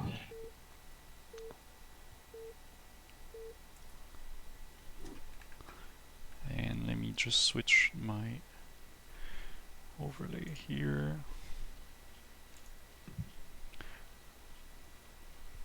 The people wanting to see more Zerg versus Zerg action, maybe I can try and find a matchup after. So we got Grail in the top right, playing as Zerg, and in the bottom left, Nagi, teal with the Terrans in the bottom left. Let's see if we can change those colors. Nope, it's going to be blue and teal. You know what? I actually did meet Nagi-sama back in the 2012 when there were D ranks individual tournaments around at the teamliquid.net. So wow. I even met him in the round of 16 of the individual tournaments, and I lost to him 1-2 in TVT. In TVT. Yeah, it was 9 years ago, so it's kind of actually nostalgic. So and I you probably have those replays somewhere. so that means you've been in the game for a long time now. Yeah, I was myself like And him in as the game. well. Yeah, but I don't know if he was. Maybe he did switch to StarCraft 2 or some other game somewhere along the way, but just as I did, because I don't see him anywhere at the later D ranking. Oh no, he was, but he was losing 0-2 in the group stages every single time. So okay, And I now think he's here. so. Yeah, what do you think? Yeah, so this is where you're going to be able to help me because as a beginner Protoss player, I don't know that much about Terran versus Zerg or ZVT. I'm expecting, I would say, bio armies, medic marine maybe. What's the usual lineup in Zerg versus Terran? It's gonna be either Medic Marine, as you said, or it's gonna be some mech army like in TVP, or maybe even Goliath's heavy army. But I would like to see some starport openings. There are a lot of openings for ZVT now. Yeah, so a lot of which flexibility then in this matchup. Yeah, flexibility here is crazy. I like it very much. Now I'm trying to practice some mech strategy, but I'm struggling with against queens. Queens are pretty good against Mac Terran. Oh, Yeah, and it seems like Terran is doing everything standard. Rax expand opening against 2 hatch, some 2 hatch opening. It's either gonna be Lurker or Spire here. But 2 Zerglings are made to... Oh, it's even 4 Zerglings just to kill the SCV. And when he will kill that SCV, he will probably send those Zerglings just to see when Terran will move out to prepare the Sunkins. Oh, he's not chasing the SCV actually. he's trying, but they're not quite catching up. You know, the technique is you just send one SCV to chase and another one to... Oh, managed to kill it. You control the second Zergling to surround the SCV. Okay, a lot of Zerglings here. Yeah, Oh my god, control we're group of talking, Zerglings. yeah, control group of Zergling seemingly going to the 9 o'clock. Are And they it seems trying like he does have Zergling speed.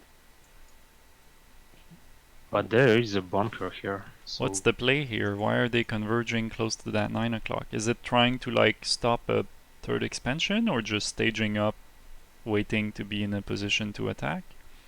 I think the tactic here is you just wait for Terran to move out and then backstab him. Ah, When right. he's out.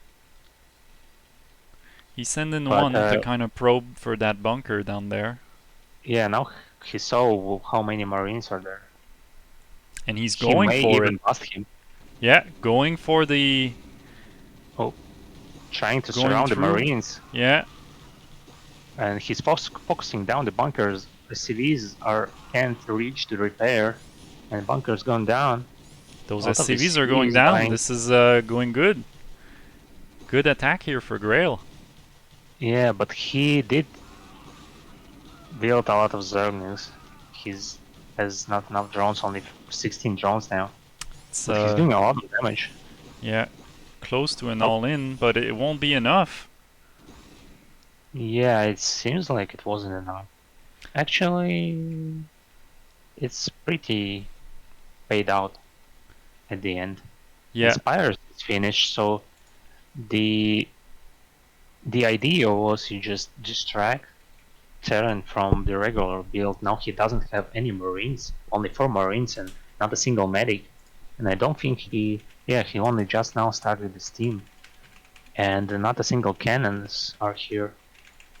So yeah, he won't be prepared for those Mutalisks now. Oh, yeah, cannons are getting built, I mean turrets. Yeah, Oh. probably he will be in time to defend. It's only 2 Mutalisks. Now he's scouted that it's Spire at the main base. Yeah, Spire at the main base. Yeah, he did scout it in the scan. And we got Mutas going out. That's another, usual play, right? To have some Mutas in the mid game and try to harass Terran. Is that still a current strategy to get some Mutas to kind of harass in the mid game? Because they are strong at some point, but I think as the game goes on, they're not just as useful as earlier in the game. So those mutas I think have a good potential to do some damage. Yeah, you like build up to 11 Mutalisks and then you try to snipe the medics and marines. Right. And if you manage to snipe some SCV, it's fine as well. Maybe some single standing turrets. But you don't. Your goal is not to kill as many SCV as possible, but it's always great to do that. And now he's flying in. Oh, killed one SCV and trying to snipe the turret. But he's taking a lot of damage from those marines. Yeah. He Range is poked not it. finished. He tried it. Yeah, nice try, but took a lot of Not quite damage. enough. Yeah, as we see a good control group of Marines supported by, looks like 4 medics. So, little bio army building up. And those mutas will just chill at the 9 o'clock, being reinforced by even more mutas that are on the way. We got weapons upgrade going up for Going out, moving Nagi. out. And he can snipe one overlord. Yeah, Muta needs to delay its move out, but he decided to go to the main. Does he have enough defense? There's only one sunken there. oh, mutas are counter-attacking the SCVs that are pretty much undefended.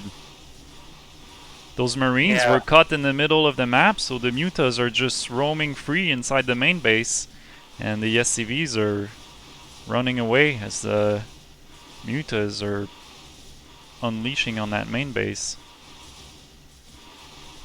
The Marines are rushing back to defend.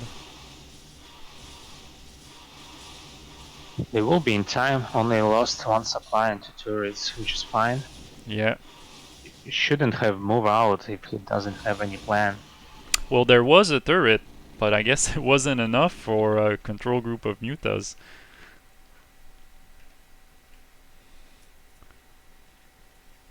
Yeah, but Zerg doesn't have third base yet. So if Terran moved out, he didn't have any target there. You know? I'm surprised No, to see Zerg doesn't have a third base yet. Oh, the hatchery is just going down just now.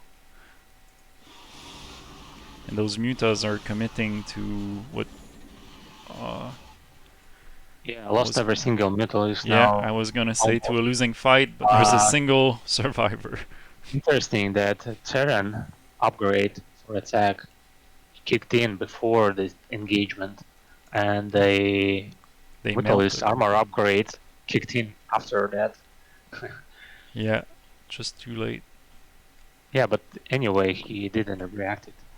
Well, he could have fly away with that Muta. Muta can't fight directly with Marines, it's just suicide. So now we're seeing Hydralisk being made. I think it's switching over now from the Oh, mutas. does he have lurker aspect upgrade? Because he's making hydraulic speed It's now, Hydralisk speed, which is yeah. unusual. Which is very unusual, actually, I think. And he's aware of this large marine force, right? Because they just wrecked the Mutalisk. Probably. There's nothing to hold those Marines now. As they move over to the 12 o'clock. Yeah, he denied that base. Yeah. There are 4 Sunkens, but I think that they should be... Yeah, that Marine army can clean the Sunkens out and bust through. Yeah. But there's no point in doing that now, probably. And Zerg just doesn't have enough larva to do anything right now. Not enough hatchery, not enough larva. You can have all the resource in the world, but you need those larvas to do anything with the minerals. Interesting that Terran built 3 bunkers in his natural, while Zerg is making 6 lurkers there. So Nagi-sama will be prepared For the counterattack? Yeah. For that lurker, yeah, attack, backstab. You know, I'm really, really not an expert in Zerg versus Terran, but if I would see this blob of marine medic in front of my natural, I would be scared. Oh, those lurkers are there. So See lurkers are what's good. gonna happen. And I guess the Terran doesn't have a choice to use those scans to find those lurkers, right? There's no science vessels yet.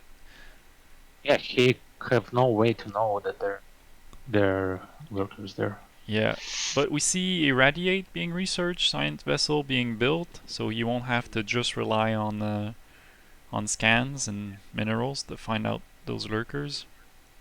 Yeah, but I'm surprised to see that there's only one starport. Okay, now second one is building. Lurkers did move out. They tried. They got spotted. Yeah, and 2 lurkers did manage to to secure the burrow up there at the 12 o'clock. Which is gonna help Zerg to secure that base for his hatchery. Yeah. I mean, and I'm looking at the 9 o'clock. We have a bunch of other lurkers there.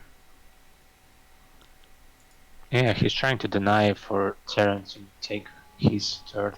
Is that why Okay. they're unborrowed, you think? Is it like a... Yeah, No, he okay, was no. just He forgot about them. Just forgot about them, yeah. I was gonna say, is it some sort of intimidation thing where it's like, don't even attempt the 9 o'clock, I'm here with my lurkers. But no, it was just forgetting to borrow them.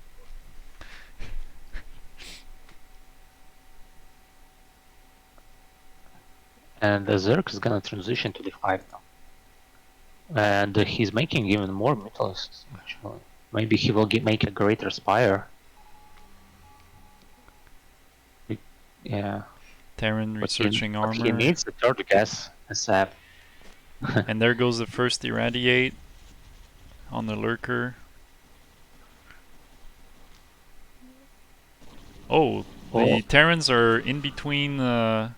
Yeah, but just not quite in range of the lurkers. I was gonna say, oh, they're sandwiched between the Hydras and the lurkers, but nope. The engagement doesn't happen that close, and they can just repel. Are very bad at attacking. I mean. Oh no, like for sure. They're there to. They are just there to hold the position, right? Oh, look at the natural of the Terran. Yeah. A lot of lurkers just resigning there. He lost like 4 lurkers just now. And he will lose those as well. They're in a good position, but yeah, you're gonna have to lose them. That science vessel is just there saying, shoot here, as the Marines are just cleaning up those last lurkers. Weird decision by Grail there. But okay, he did manage to build a third base now. Well, it was a weird decision, but it worked once with the Mutas, right? As the Marines were too far away, he was able to kind of sneak in. Maybe he was trying to do the same here with the lurkers, attempting some sort of timing where maybe the Marines would have been far away, but there's just a bunch of them in the center of the map now, so Nagi has, flexibility on where he wants to be. And I don't understand that Muta transition. Yeah, me neither. Well, as I said, he does make great Spire, but he doesn't have enough gas to transition to the Guardians. 2 Guardians, yeah.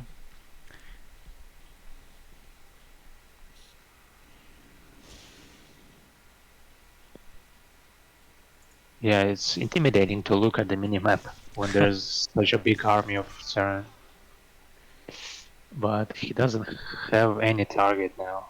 He needs a science vessel to irradiate lurkers up the ramp. And I mean, it's easy to take, right? Just move up that science vessel just a bit and you'll see that it's safe. He has 2 irradiates ready. Yeah. So he can bust through. And the Zerg will There goes the scan. Yeah. And those 2 irradiates. Yeah, those 2 irradiates going down. Zerg trying to morph in a creep colony. But you know what? I don't think a creep colony will be enough. I don't think a Sunken will... Guardians are ready, but they're not in the right spot. He can defend the third base now. Yeah. Just focused it down. And what's plan of the Zerg here? He's flying those Guardians somewhere.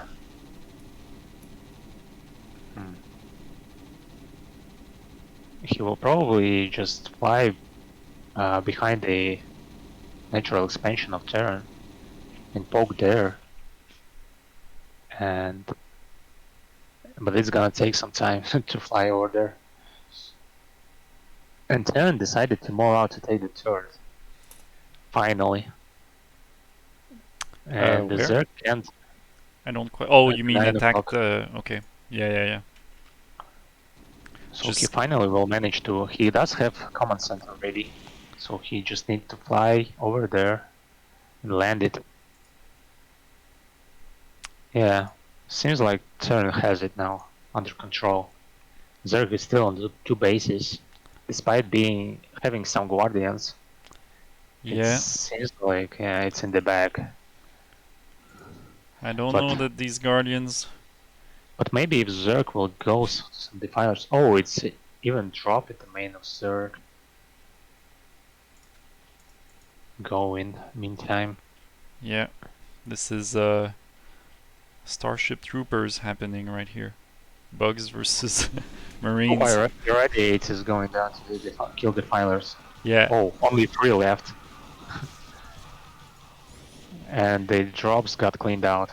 Drops Easily. got cleaned out, and I'm looking at the Terran Natural here with the Guardians being irradiated, and just, yeah, 2 more Guardians. One goes down, and the other one will die from the irradiate. He probably did save every SCV he has. Yeah, and that drop didn't work up there at the Protoss main.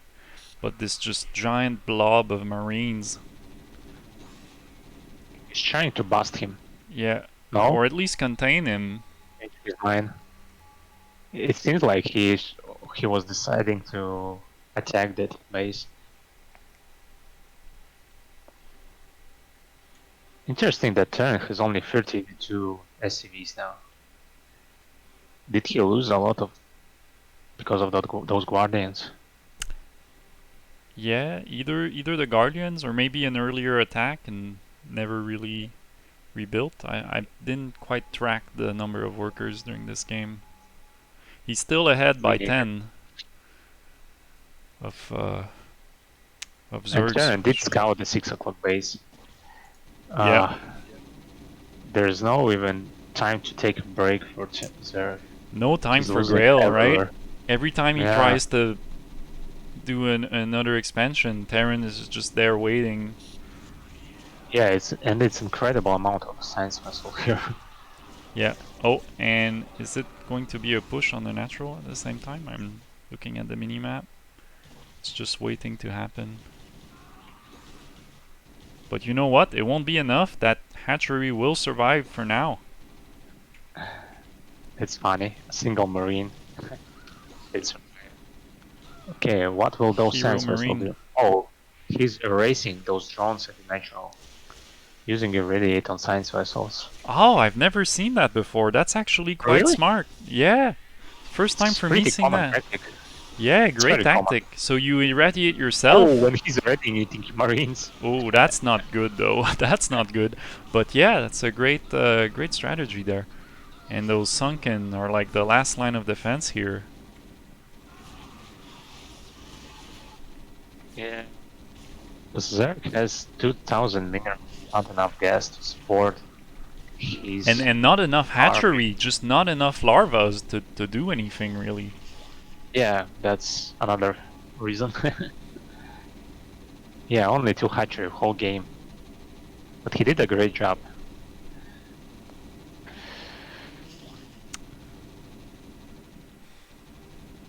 Yeah, great game from both players. I liked it. But Nagi-sama taking first game probably. Or is it gonna be prolonged or some more? Oh, I think, you know, this time I don't think there's going to be a surprise turnover. I think this time my feeling is that Terran has got this, but let's look at the bottom base down here. That hatchery is doing everything it can to survive that last expansion. And Nagi is sending like a smaller force to try and take it out, but it's never just quite enough to punch through. He knows he can take it anytime he wants, but doesn't want to commit the whole army to it just now. And there goes the irradiate.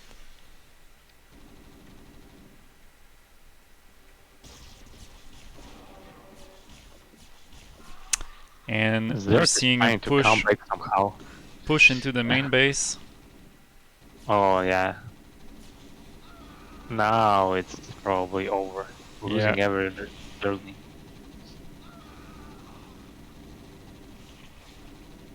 And nice defensive matrix down there at 6 o'clock.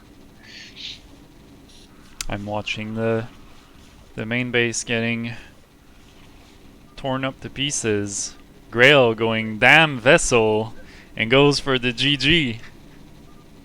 Yeah, he's probably referring to the 12 o'clock base when he got irradiated those lurkers Yeah, the top of the ram.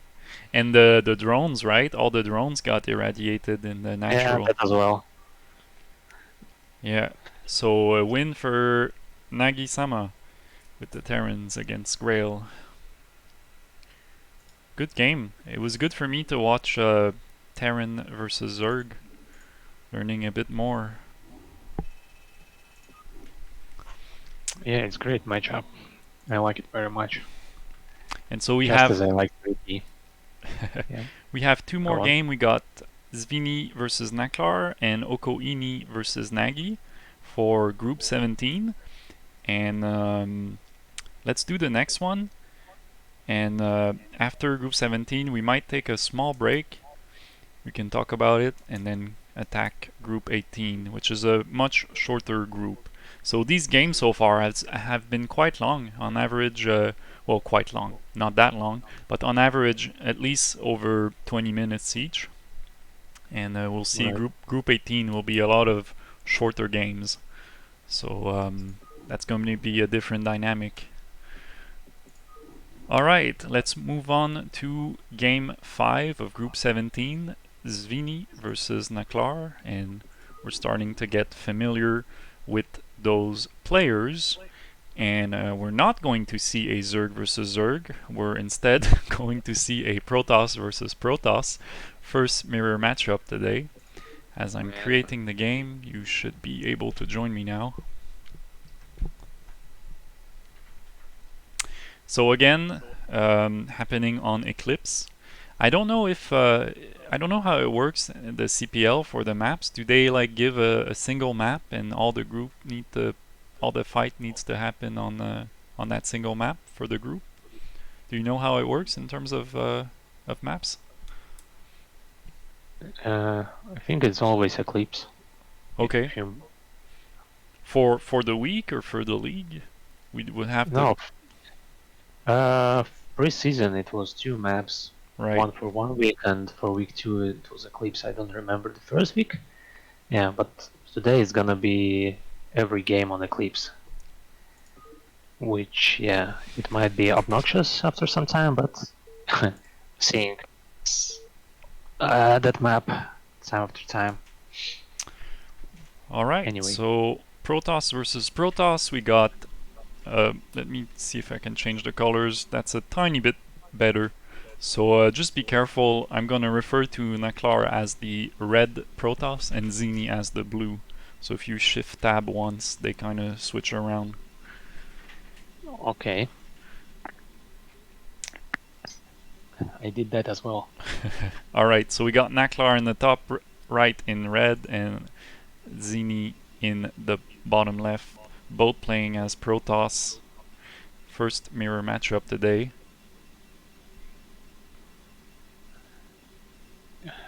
Is it your favorite matchup? No, my favorite is Protoss versus Terran. It's the one I've studied the most. I haven't quite looked into Protoss versus Protoss yet. From what I understand, it's lots of mind games of who's going to upgrade first, who is going to transition first, and reacting to. There's a lot of like Protoss subtleties, and I guess it's maybe a reason for all the memes about Protoss players and Protoss gameplay. Is I feel, like you were saying, there was some more like openings and flexibility in Zerg versus Terran. I feel like for the Protoss, I would say my feeling is that Protoss versus Protoss, in terms of Protoss matchups, is probably the one with the most flexibility. Yeah. Or yeah. And then those It has a lot probes. of flexibility here as well. There's one like a standard build when you go Robo and Observer, and Nexus either before that or after that, I don't remember. But it's safer probably to build Robo first, just to be safe against Dark Templars. Yeah, and so we're seeing Gateway and Gas going down for Zimi, and Gateway already built for Naklar, making a cybernetic core. So I'm expecting more Zealots on Zini's side and maybe earlier Dragoons on Naklar's side with that cyber going down. Yeah, it seems like they're mirroring each other builds, so it's not gonna be surprise now. Oh yeah, And cyber. No, I don't see the. Oh yeah. Cybernetic core's going down on Zini's side, just left of the minerals there. yeah, it's completely symmetrical here. Yeah. And that's why I feel too in a Protoss mirror match, the scouting gets even like more important to keep track of what's going on. You can keep a close eye on really what is your opponent doing, what's going on, and how are you going to react to those decisions. Meet at the middle and go past each other. Well, Zini's Zealot is kind of chasing Naklar. Naklar can bring the probe to help him attack the Zealot and win the fight. But he's trying to scout with the Zealot and maybe kill some probe, but Dragoon is out. And it's gonna be even faster. He can, deal with that Zealot faster. Didn't even manage to kill a single probe. Or is he? No, one shot. not quite. Zini is a tiny bit ahead on Dragoon range, but I don't think that advantage of range will be enough, or I don't think he'll have enough time to make good use of that Dragoon range. You know, if it would have been a lot earlier, maybe he could have used that advantage. But like you said, it's a very similar build, so both gonna finish about at the same time. So they're both gonna have Dragoons with range at about the same time here. Yeah, they're both doing the same build, like a range, then Robo, and then after Observatory you can make Nexus. But since Zin is scouting the main, he does see that there's no Citadel of Adun, that there's Robo, so he can build Nexus safely. Yeah, Nexus in the natural, you mean? Of course. Yeah. In the main. Yeah. Oh, but it's not going down. It's not happening for any players. Well, actually, funny thing, yesterday there was a game where some player did build Nexus beside the gateways. So there were like 5 gateways in the I did watch that replay. I did watch that one. That was funny. Yeah. It was in Match of the Week, I think, right? In that cast. Yeah, it was. Yeah, it was something yesterday. So Zini did manage to get across the map to Siege. He has more Dragoons here. 3 and versus he even 1. Managed to get Zealot up there. And a Zealot in there. And he's killing probes. Naklar is failing to defend this. Yeah. Because, and the river is not even started. Not just started right now. Oh, yeah. 3 Dragoons and the Zealot just roaming free in the base, and those probes are making a run for it. Yeah, how did that happen? He just snuck in and... Yeah, just sudden loss, actually. I sudden did not loss, that. and... You just always feel that the defending side is always can defend staying up to the ramp. But somehow that Zealot managed to get through. That was odd game. Yeah, it's going to be a second win for Zini.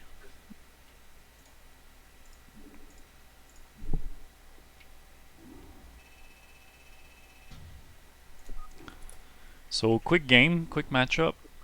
Protoss versus Protoss. I was expecting all those mind games and counter moves and everything, but sometimes you can just finish the game. And for our last matchup, it's going to be Okowini versus Nagi. So let me just create the game here. Last matchup of Group 17. Alright, it's up.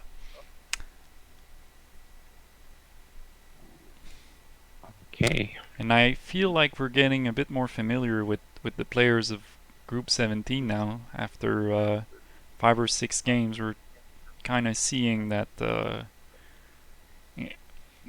you know, they got their builds down. They're doing good. I like to see this. I feel like all of the players we've seen knew what was going on, knew what they were doing. At least from my point of view, it felt great to watch. Yeah, and it feels like Zini is the strongest player here. He probably did win every single game in this group. Oh, I'm seeing red versus red or blue versus purple. that is not ideal. Yeah, let's So, do the second one. okay. So we got Nagi with Terran and Okowini back at it again with the Zerg. Yeah, so Nagisama actually did performed well at his TVP game and even better in the TVZ. And it's gonna be very harsh. I mean, hard game for Okowini to fight against that strong Terran. Is he gonna go? Oh, wait a second. Oh, he's doing extra drone. I was afraid that he's building gas. We saw that gas going down for a while, but it got cancelled. Yeah, you know that trick, right? No, I don't. It's just to get 10 supply before Overlord. Ah, right. You just spend the drone, so you have 8 to 9. Then Yeah. you'll build another drone. Then you built one, and and that's why we're seeing 10 out of 9 here. Yeah, and the canceling of the extractor costs you only 13 minerals, so it pays Right. off, probably. And Okowini will find the Terran base immediately, harassing that SCV, trying to finish the barracks. Equal worker count. Well, you know, can't really say too much about the worker count when it's early game in Zerg, but so far so good. Did we have some scouting going on Nagi's side? Yeah, Nagi's on the way to figure out Okowini's base, sees the natural being built, sees the natural, sees that there's no spawning pool. So as a Terran player, we're 2 minute 30 in, you don't see a spawning pool. Spawning pool just getting started. So that means, you know, no early Zergling pressure to be expected. He doesn't know yet if there's a third base or not. It's usually not third base this early. It's just too risky. But it can be some cheese. But this early you don't have enough minerals just for that. You need spawning pool, you need extractor. Then you can deviate somehow. But it's not gonna happen, I don't think so. So let's see how Nagi reacts to that scout. I think he's gonna just build his regular stuff. Just as he did in the first game. Right. It's gonna be gas, then academy. Second barracks, gas going down. Oh, he managed to stick another scout. He sees a third hatchery, which is something different from what we saw at the first, last TVZ. There was only two hatchery, and Oh, Nagi-sama could probably see that there's no layer yet, and it's either Zerg's speed or Zerg is just delaying the layer. oh, as you Okay, say now it's that. layer. Yeah, but Zerg's speed is still on the way. Yeah. If the SCV will live long enough, you will see that Zerglings became faster. So Zergling's speed means that he will probably try to bust him. No? Uh, I would expect like that. I'm not You super see? familiar with Terran versus Zerg. Now we can see that when the SCV got chased down, the Yeah, he Zerglings got, are building. and speed is just about to kick in. Right, and there's only 5 Marines here. No Academy yet. Firebats would help with some Zerling uh, run by. Okay, now he sees that speed is finished. Yeah. So he needs to just shut up and stay on the base behind the bunker, maybe even fill it with some marines. Okay, now Zerglings are going in, trying to reach those. And he decided to To bail. back off. Yeah. So is that standard to just have a bunker there and say it's good enough to prevent the Zergling, or do you want to build more of a wall, kind of like with Protoss versus Zerg? Well, you need to build a bunker in a way that there's no way to surround it. So it would be harder to surround, Right. and it's harder to run by. In Protoss versus Terran, it's slightly different. Oh, what those Zerglings are doing! They There's no snuck way he can snuck behind a sneak mineral line, through. but Yeah, this going past the bunker, going in and out all the time, it's just soaking up damage on the Zergling. yeah, interesting style from the Zerg side. I don't get many opponents doing that against me. Well, And it's mentally, harassing, right? Because you're like, yeah, is he gonna try to do it? Is he not? Is he gonna do it? Is he not? Do I need to look at it? Am I you would okay? think so. Yeah, but Terran just needs to stay behind the wall Yeah. and get enough army, prepare for Muta. He did scan somewhere, so he probably knows that there's Spire ready already. And we got And Lurker's aspect also being researched. I feel like it's earlier than the last game. Well, yeah, last much time we earlier, and saw much earlier third base as for well. Zerg. Yep. Yeah. And first move out from Terran, killing some Zerglings, and probably forcing Zerg to add some more sunken colonies. No, Terran just decided to kill that Overlord flying to his main.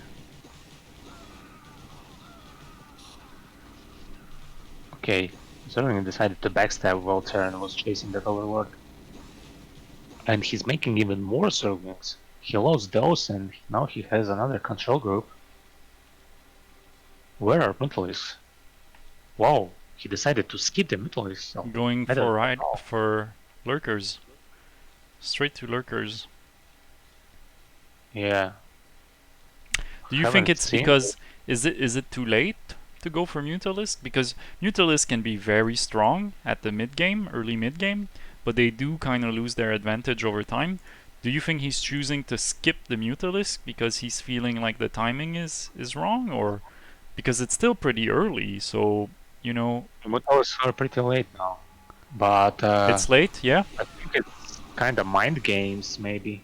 Okay. Because Terran did scout with scans just now. He sees that there are lurker eggs at the natural, so he need to prepare against the lurker run by adding another bunkers. Yeah, but he decided to contain slightly. the Zerg. Let's see how he do with that.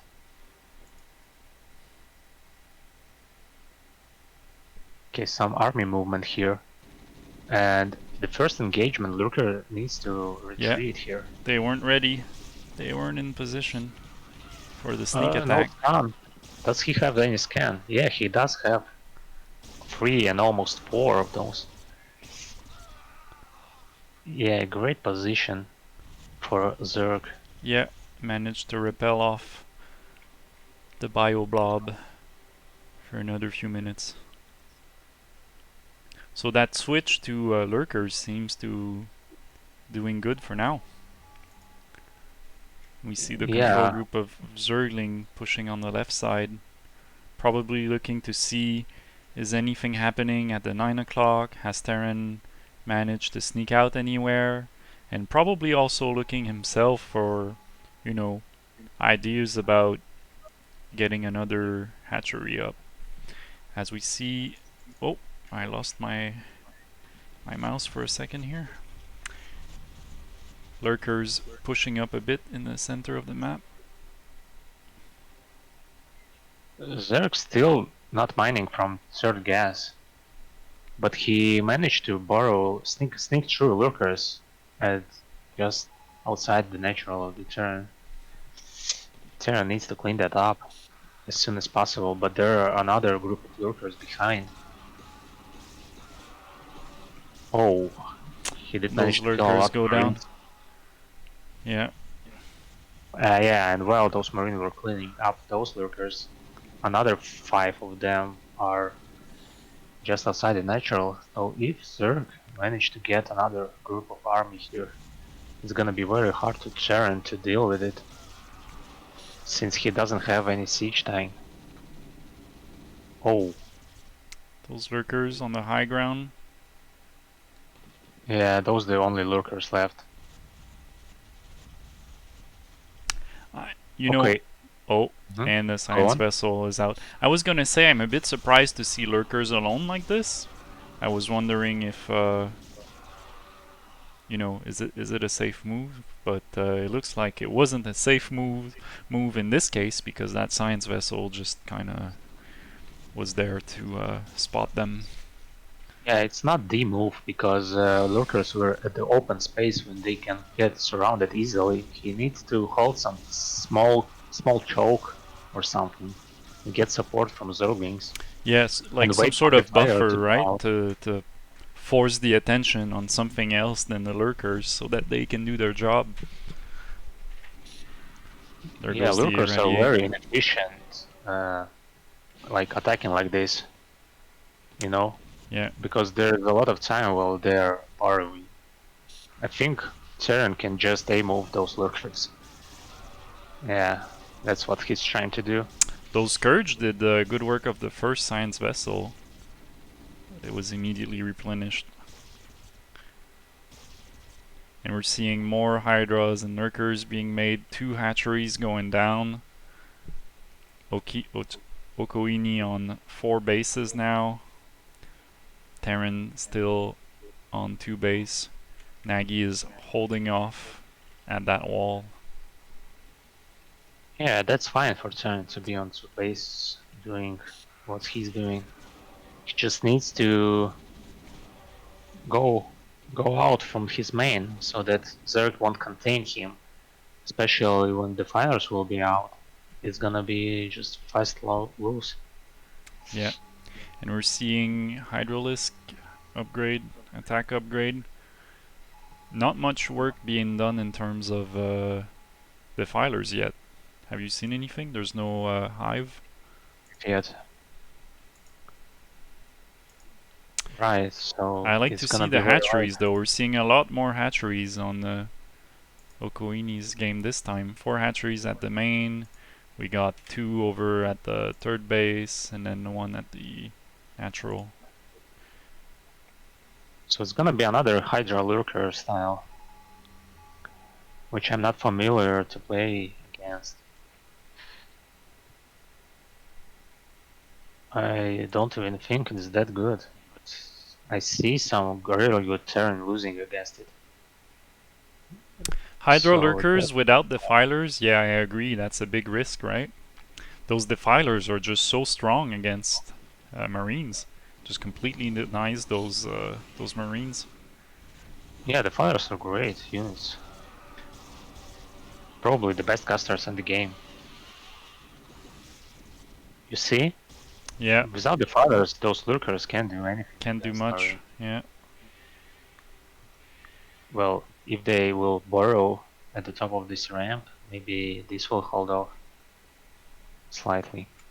But they're one irradiate only. Okay, now Terran managed to get across the map. Yeah. So Terran will feel some pressure. There's enough irradiate for one more. There's enough energy for one more irradiate. And Trying to surround the Terran trying to army. surround.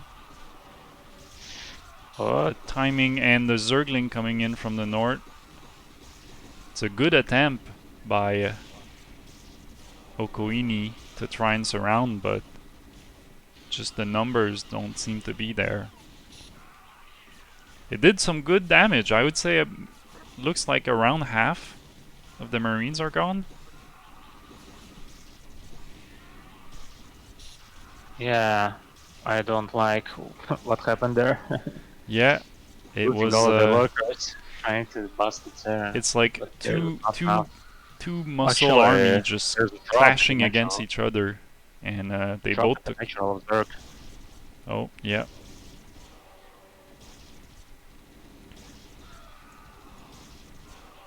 And that lurkers Oh, goes down. 2 Marine even managed to survive. Big clash And there. I think like it reset a bit of both army. In terms of supply, it kind of lowered the numbers on both sides. yeah, it's funny how they have both less than 100 supply. Oh, reinforcement did get across the map, and now this is pretty sizable army of Terran. I think Yeah. Zerg is gonna lose that fourth gas base, and there's still no hive tech for Zerg. Still, yeah, still no hive, still no defilers on the way. Still no upgrades, which is another yeah, Well, problem for him. I'm seeing some upgrades. At least Carapace for Zerg. Yeah, but it's not finished. I mean, it doesn't do much when you don't have it ready. Oh, That's and he true. lost every single Marine here. Okay, but he did manage to kill the hatchery. Yeah, that base will go down at the cost of that whole army there. Still So the has. conclusion here is that he did manage to kill that fourth base, and he did manage to even set up his turn. Yeah. But there's no defense. One control group of Zergling will probably be enough to. Yeah, but look, right behind them is like 2 control groups of Marine.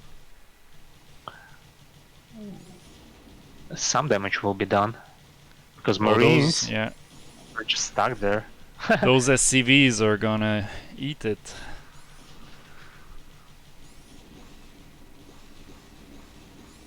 Oof, a lot of CV got killed there. Yeah.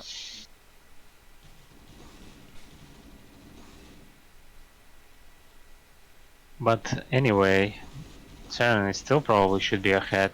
Zerg is still trying to do something with those lurkers, and this group of lurkers did some damage because the lurkers have +1 upgrade for the attack, which is essential, you know, because Terran have 2 armor upgrades. So you would like to at least match up the tech in that regard then for lurkers? No, so 1 attack upgrade for lurkers equals to the 2 armor upgrades of Terran. Right. Because it adds 2 damage.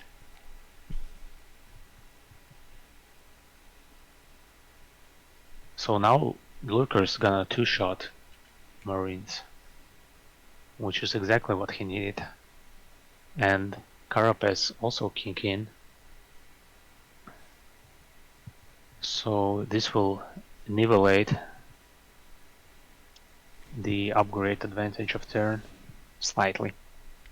And he went heavily into lurkers, right? So you would expect those upgrades to be useful if it fits kind of your game plan to have so many lurkers. Yeah, but now he has the hive, so it will be some hive tech here. Okay, yeah, this is huge engagement here. being researched. Oh, Terran decided to retreat. Lurkers will burrow and probably kill some medics. Yep, medics. Yeah, Zerg just needs to stay there and wait for reinforcement. No need to force. No need to be greedy there.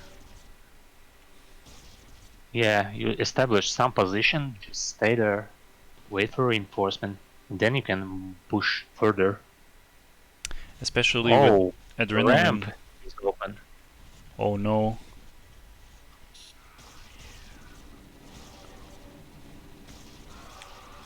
Oof.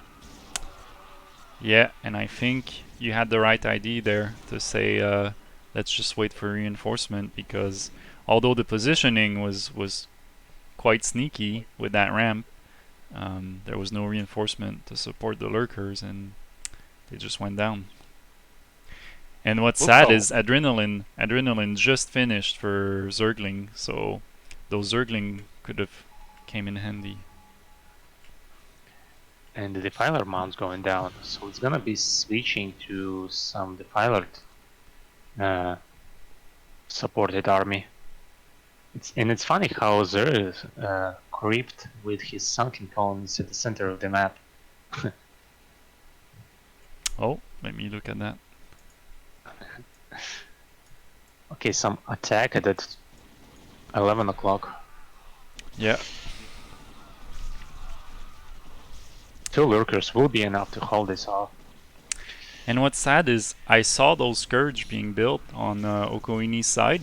He had the Scourge to take down those science vessel, but the timing was just a bit off, and they arrived at the last engagement after the lurkers went down, and they just got picked off by the Marines.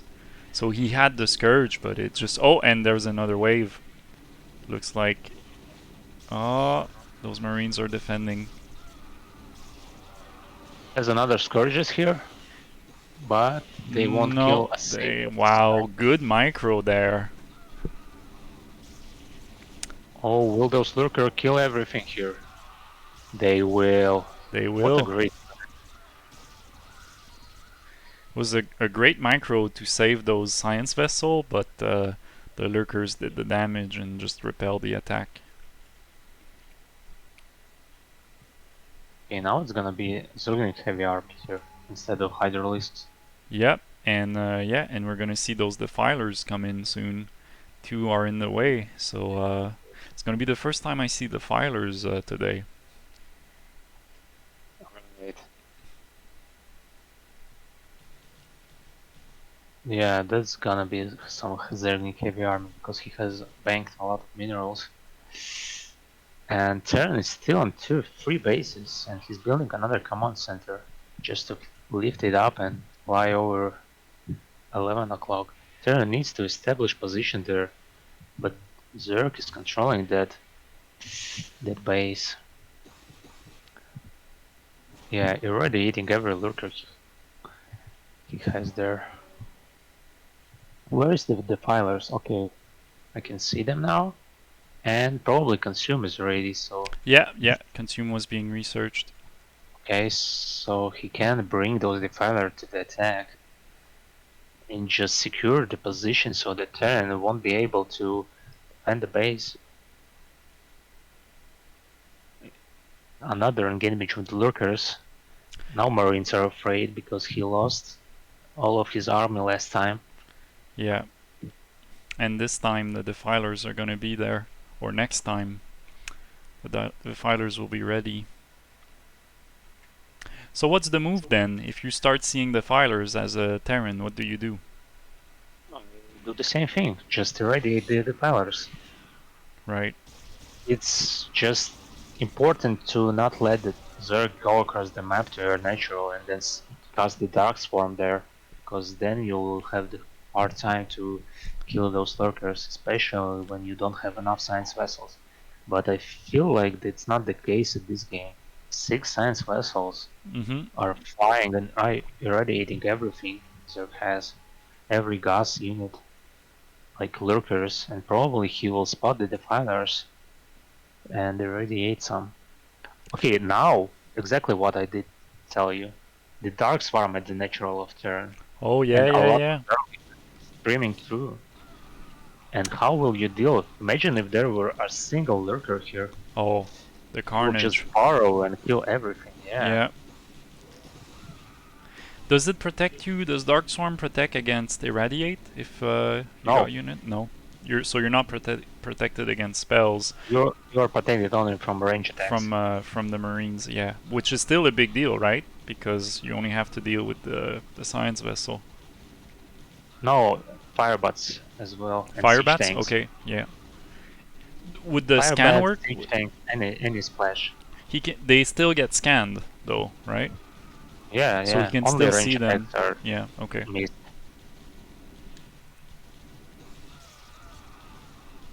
Yeah, you see how hard it is to deal with turn. You just lose everything if you don't Yeah. micro properly. But the defilers probably got killed. So yeah, he needs to bring everything back. And just as you say that, the science vessels are like, oh, okay, we're here, we're good. And what happens there? Oh, I think U-Round is having some internet issues. I lost them on Discord. Just going to wait a bit. This game is soon over, so what we're going to do is we'll see what happens with U-Round. If he managed to get back on, we'll just finish the game together. Otherwise, I'm going to finish this game alone and take a break right after, maybe like a 10-minute break. It's been 6 games in a row, and I'm going to take after this game like a 10-minute break, and then move on with Group 18, which will be another 7 games. But what's interesting about Group 18 is that they are very short games, so around 10-minute games. So that's going to be interesting. Hey, Can you stream the game for me in the Discord? oh, in the Discord? Sure. Give me 1 second. I haven't dropped you from the StarCraft game yet. Oh. But Well, I don't think I can connect back because everything is switched off. alright, so I'm streaming in Discord. The plan here, I don't know if you heard me, the plan is to finish this game and then go for a 10-minute break. Yeah, okay. Alright, so I'm going to drop you from the Yeah. replay, and we're just going to continue here.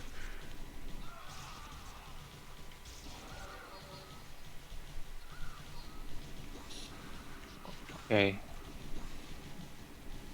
Terran is gonna lose probably. Yeah, so just to recap, the Defilers did some good work at the natural, but then got shut down, and now we're going to see if the rest of the Terran army will be enough to repel this attack. But there's a lot of Zergling, lots of Marines still. Oh, another Defiler making its way, gets irradiated, manages to cast the Dark Swarm, but there's just no Zerg unit under there to make use of it. There was probably some drop, no? Because I saw dropships flying somewhere. I'm Anyway. seeing things at the 9 o'clock. Mutalisk attacking a single factory.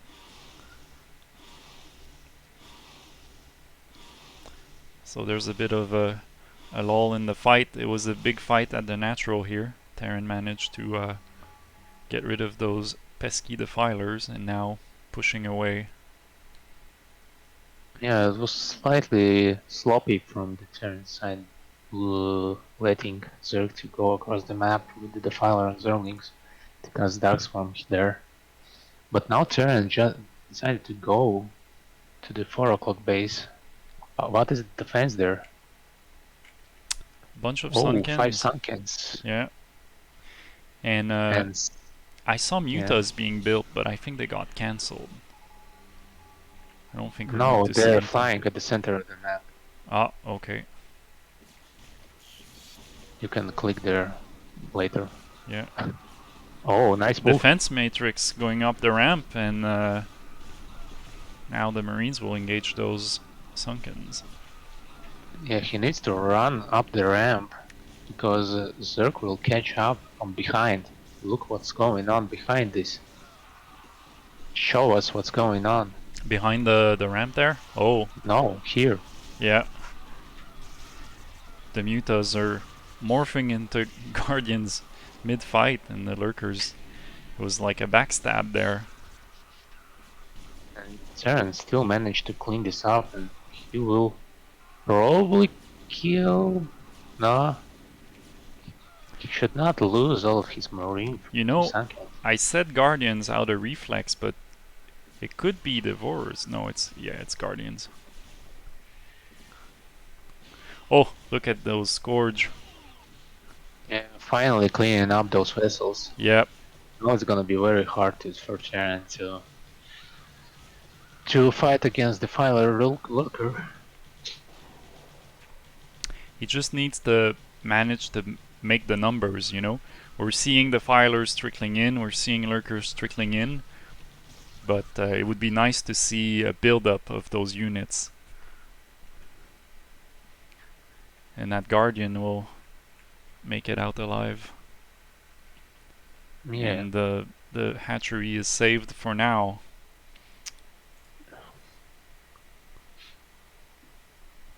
So what is going on across the map? Okay, 3 Lurkers here. Okay, there's enough defense here. What is going on somewhere else? There's staging going on. And ooh, no Defiler here. A lot no of Defiler. Marines. I don't think he was expecting the Marines to be there. Yeah, so he retreated immediately. Zerk is even ahead by supply. Terran will be mined out soon. Oh, he tried to snipe the Guardian but lost all of his Marines. Oof. Now he's down to 66 supply. Yeah, it's hard to come back now. And there's still a Defiler over there. So the Defiler is ready to go. Just needs an army to fight with. Yeah, he's trying to establish the fort. Zerk will probably send everything he has just to deny this base.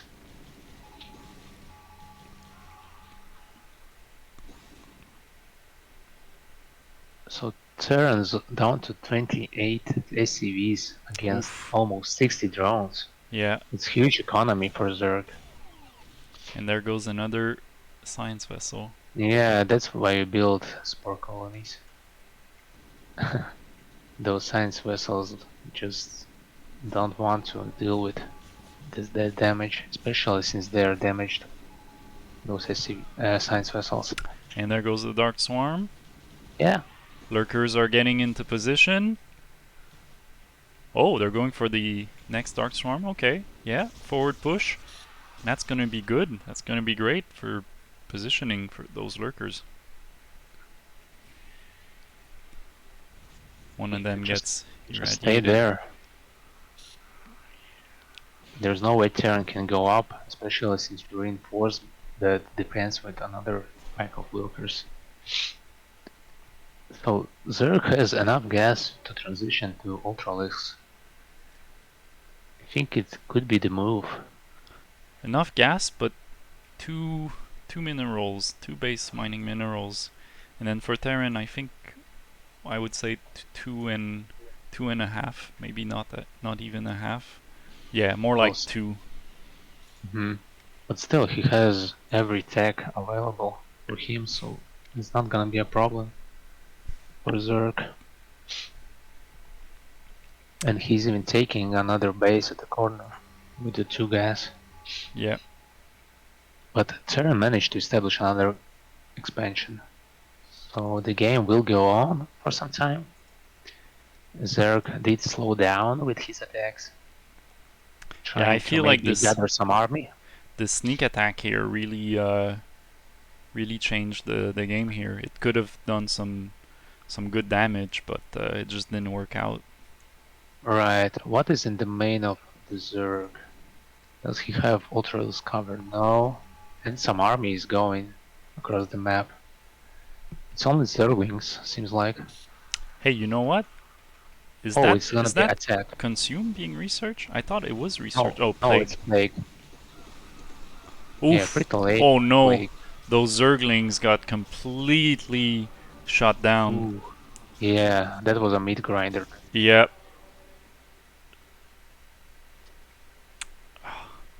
That's just too bad there was no defilers there to prevent it.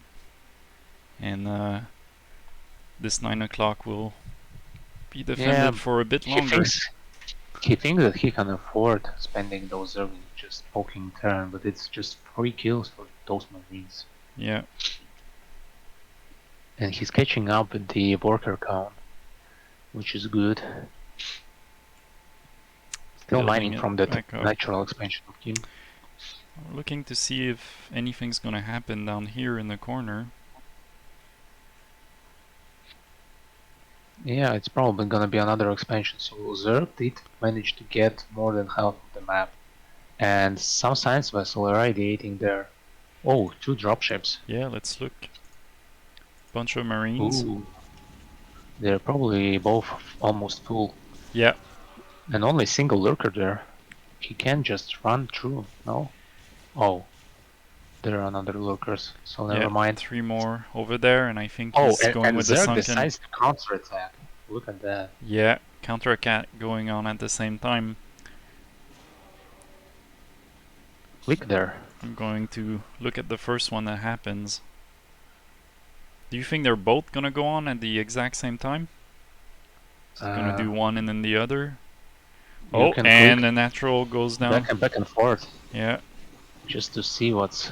I'm just looking Oh. for that, and look at that Dark Swarm covering those lurkers. Great positioning there. He's just gonna be able Is to. doing some damage there at the 12 o'clock. Yeah, let's look up But there. not And enough more Dark here. Swarms. Look at that. That's Right. good, especially with 2 events going on at the same time. And Yeah. there goes the GG.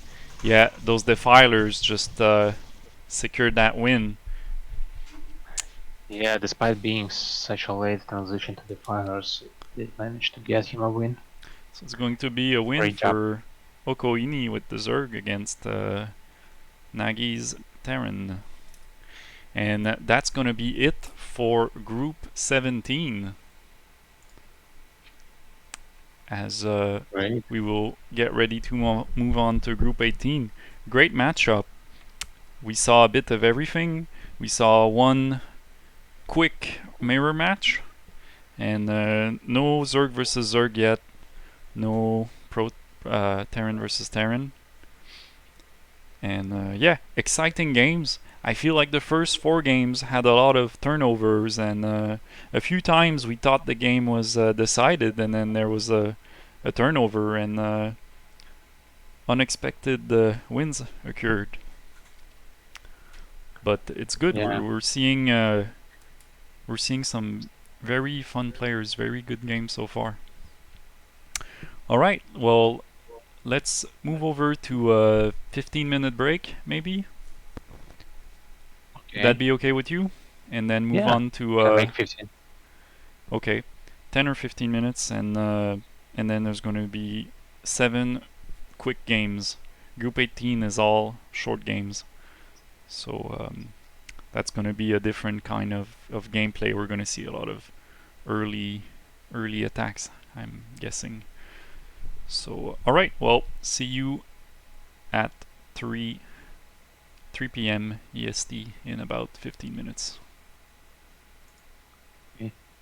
And I just need to reset the timer.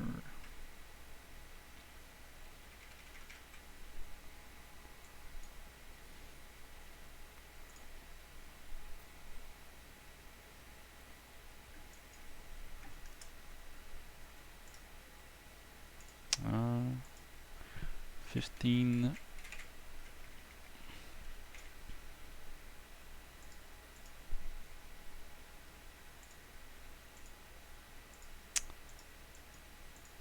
having some issues with the timer. You can just mute myself and yourself. Yeah. There we go.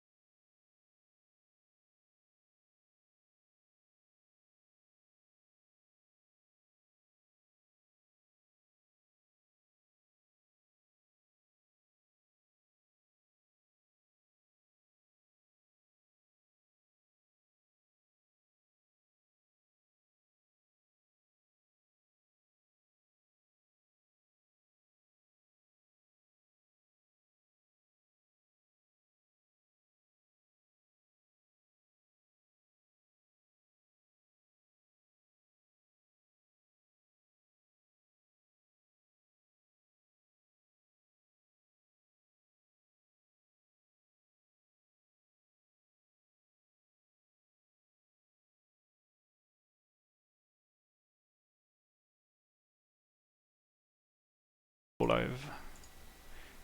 And here we are back with today's week 2 group 18 of the CPL as we're moving along from group 17. And I'm casting with you, Round, whose tactical insight and help has been invaluable to me today. So thank you for being here. Oh, thanks. As I'm learning the ways of casting, we're going to move over to group 18. You can join me in the game. It's open. And we're going to look at statues versus user. And just a quick note, the replay file has him named as the player called user74003, but his in-game name is something user320 some other number. So I think we're just going to call him user, unless you know him personally and can figure out the situation, but yeah, we can call him just user. Okay, cool. That will work. Are you able to find the game? Yeah, just a sec. Is it yeah.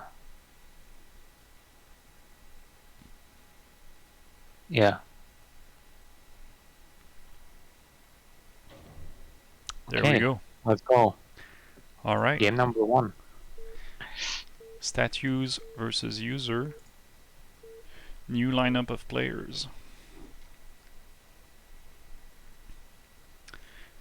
And so we have user playing as Zerg in the top right, and statues as the Terran in the bottom left. Right, another TVZ, which was also a treat today. I hope to see Mac once at least today, because it always just so pleasing to see Siege Tank killing Zerg. But also I would like to see some queens, because it's so rarely seen units.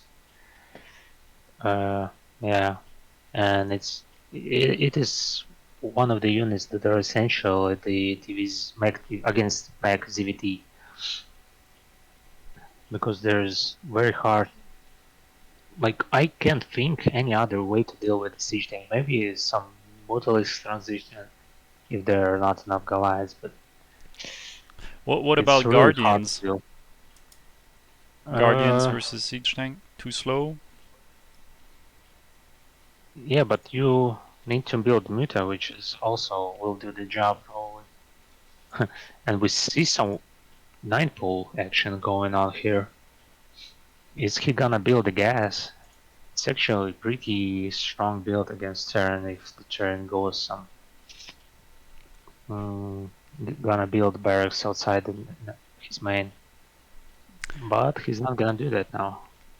So 9-pull is a more aggressive opening, right? Yeah, because you have Zerglings so fast in comparison to Trailhatch.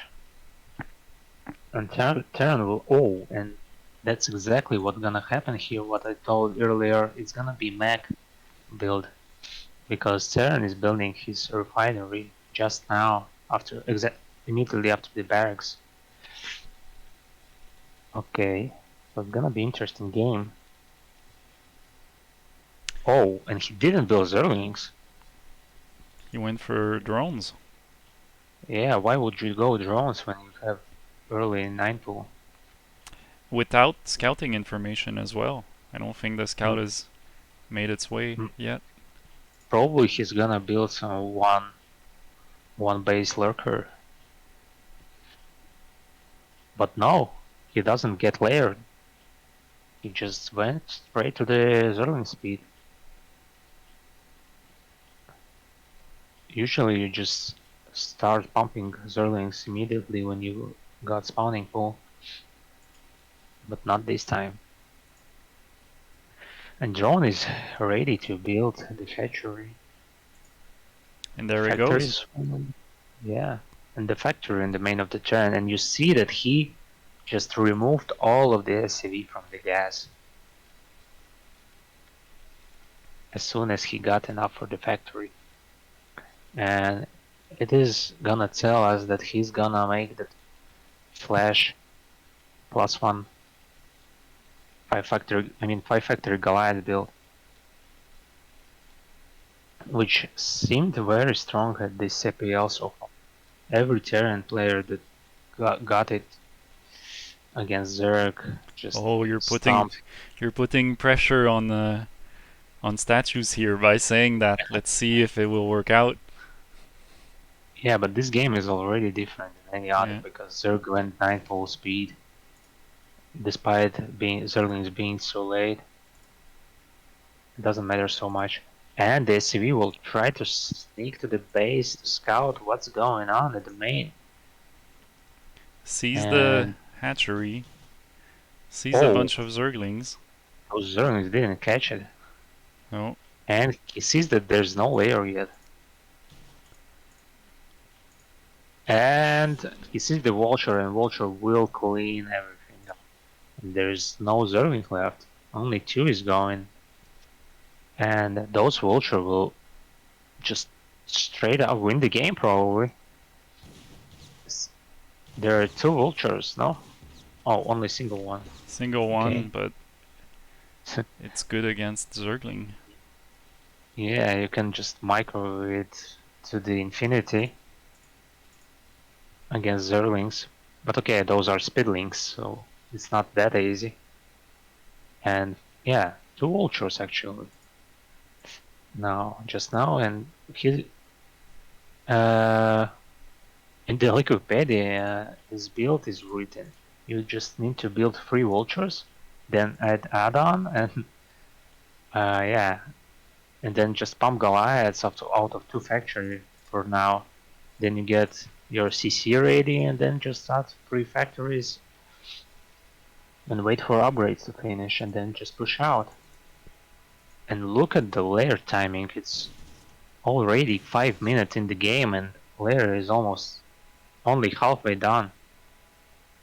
Usually for a 2 hatchery, Muta is like out after 6 minutes of the game probably, or 6:30. What do you think of this, like, forward hatchery on the main there? It's third. Oh, okay, you said third. Forward, like it's on the main base, it's not on the third base, it's just like a second hatchery on the main. Yeah, well, it's great if you want to play from 2 bases now. I like it. The more hatcheries, the better, because you always have you mess up with the macro, and then you have 9 larvae when you have 3 hatchery to spend the minerals. So for the low level players, the more hatcheries, the better. Like you can't have too many hatcheries. Yeah, because you need those larvas. Yeah.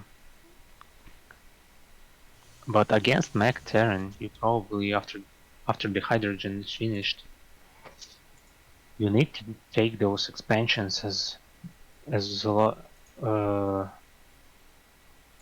yeah. The more the better, as I said. But there's a lot of vultures. What's the upgrades?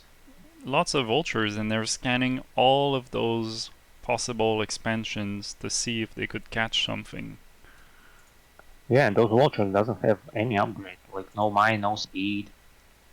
And Zerg is going to the lurkers. Lurker aspect is almost finished. Yeah. Yeah, instead Lurker of going Hydralist. Transport. Transport? Whoa. Overlord Transport. Yeah. Cheesy. Yeah, and he does have Overlord to transport. Yeah, he will lose 1 Overlord, but he will have another one. We're seeing Goliaths. Yeah, because he doesn't have scan, he didn't know what Zerg is doing. Is he going Muta, is he going Hydralist, Lurkers, or what? And he wanted to be prepared against everything. You see how how many turrets did he build, but there's no there's not even Spire anywhere. And Zerg transitions to the Queens immediately when he have the possibility for it.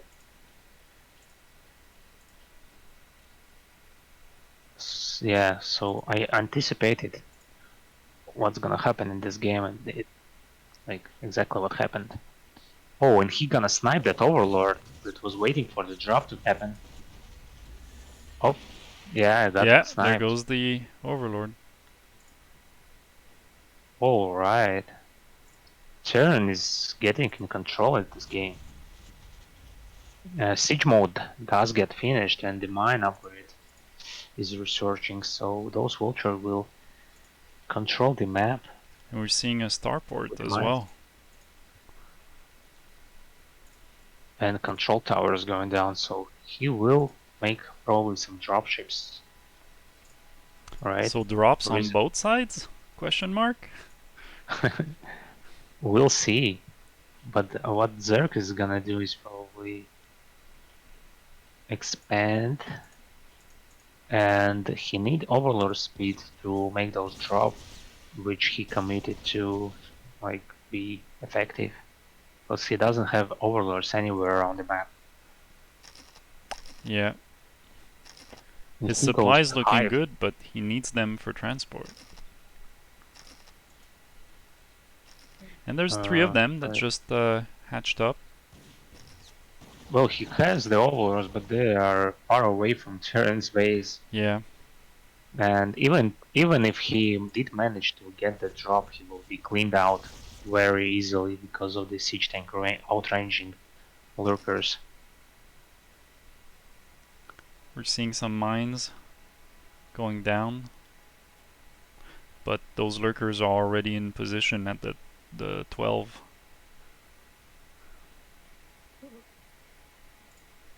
He drops the drones from his main to the third base.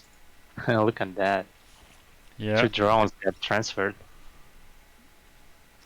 And he diffuses the mines with his hydraulics, which is probably fine. Oh, those were right there. Anyway, 5 is almost finished. What was his plan? He has almost 1400 gas, so it's gonna be probably lurker transition. Oh yeah, I mean ultralisk transition.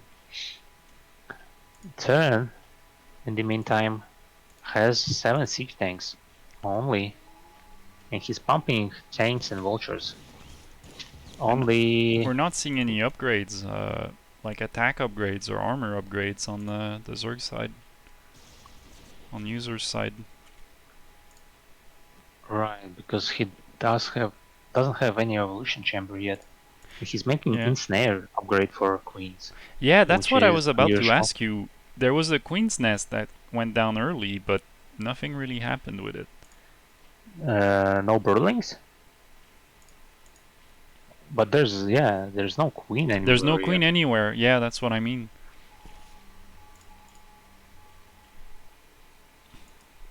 Some scans going down at the natural, seeing that doesn't look like there's any lurkers.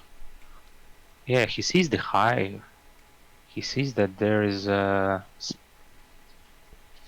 and Nidus Canal. Haven't 9 seen those. siege tanks are moving across the map. All of the Terran's army is moving to deny the third base with the vulture support, and yeah. And It doesn't seem Goliaths. that Zerg has any army to defend this. Anything at all. It's only 4 hydralisks and some lurkers, which will be killed easily. Yeah, they get scanned and the siege tank will just finish the job. There's just no way those lurkers will hold off this attack. They're a Nidus Canal. Yeah, I spotted that earlier. It's first time today. But have any units to transfer to move over, yeah. Okay, he will probably just give up the space. And there goes the GG. Okay, fine. He was setting up for a longer um, a longer game that never happened. Yeah, Terran just saw the opportunity and took it. So our first win for statues today against user.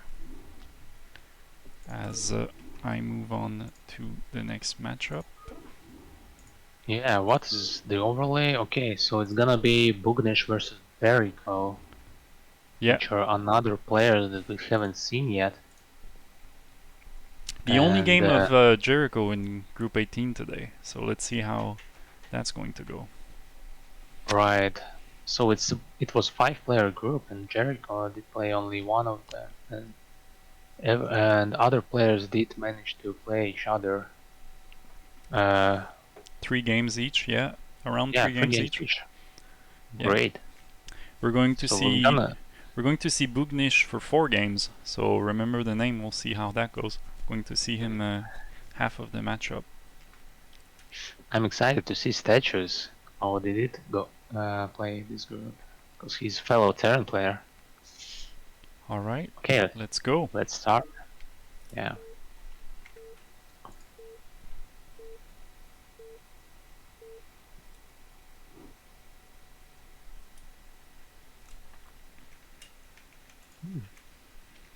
So we have Jericho in the top right with the Terran and Bugnish with the cool skins as a Zerg in the bottom left. Ooh. Yeah, that's terrifying skin. Look how badass does this statue look like. Yeah. Does Terran also have the skin? Because it looks golden. Oh yeah. It's also the like premium skin. Okay, so it's gonna be another TVZ. Okay. How many will be there? So we saw 2 Zergs already, so it's gonna be ZVZ sometime at this group, right? It will have to happen. Maybe it's gonna be another late game ZVZ. Did you saw the stream where that happened? Like 2 games in a row? 2 ZVZs in a row? Two late game ZVZs. Like where Oh, there were Defilers, Ultralights, Queens, Devourers, Guardians, and etc. no, I You didn't see haven't that seen one. that? No, I Okay, missed I that will one. send you the link. All right. And here It we're was seeing incredible. first Overlord going on. Is this the I keep hearing about this overpool strategy, but I haven't seen it yet. No, it doesn't look like it's going to be an overpool. Yeah, there's a pool going down at 10. Does this count? Oh, right. Does this count as overpool? Yeah, it is. It does. Because, yeah, you just order overlords and then pull. And usually overlord just pops out immediately after And the pull go down. if I understood correctly from what you said last game, we're seeing that gas going up early on Terran's side. So does that mean something about Mech Army? Yeah, but it's a really weird build because he built a refinery before even putting down the barrack. Yeah. Usually it's other way around. But okay, he's mining with 1 SCV, which is also unusual. Yeah, okay, anyway. Zerk. And also there's no scout for the turn. No scout for Terran, and second hatchery He, is already down. right, but he doesn't know that there's this fast pull. Oh yeah, and that can be dangerous if you don't know that Bugnish might go for a more aggressive build, then you won't be ready for it. And it seems like the Jericho doesn't know the map because he's sending SCV at the another corner. Yeah, He wrong thinks that corner. it's 4-player maps, you know? Yeah. Oh yeah, because two-player map, it's always it's static spawn position, right? They're always in the top right and bottom left on this map. Yeah, it's always on the opposite sides, but Yeah, he thinks it's 4-player map, and Or yeah, we maybe get what we get. or maybe just looking for some special kind of cheese. Yeah, he doesn't know where the opponent is still, and he will Oh probably boy. see the Zerlings He coming at yeah, its main. if he doesn't see them now, he's gonna see them when they arrive at the base because there's no wall at that natural. It's a quite open main base. Those Zergling are just gonna go up that ramp. And speed is finished, and there's only 2 Marines. Nothing at the base to defend. This Okay. this right here reminds me of my early Brood War games and multiplayer where I would get Zerg rushed. This is like this is bringing back memories of being Zerg rush and not knowing how to handle it. Yeah, turn is hard. I forgot to turn off the replay progress, but I think we understand that this will be the end. Yeah. Yeah, no problem. And that's it for this first Awesome game. game yet. Yeah. First win by So Bugnish. maybe, so maybe that's why we don't see any Jericho game in this group today. And then he just Just felt intimidated by this. by this Bugnish Yeah. Zerg rush that was successful. It's pretty hard to when you have to deal with like experienced players when you just it is your first games in this game, right? Yeah. You just feel scared to play further. I can understand that. And we're going for a Protoss versus Terran matchup with Ooh, nice.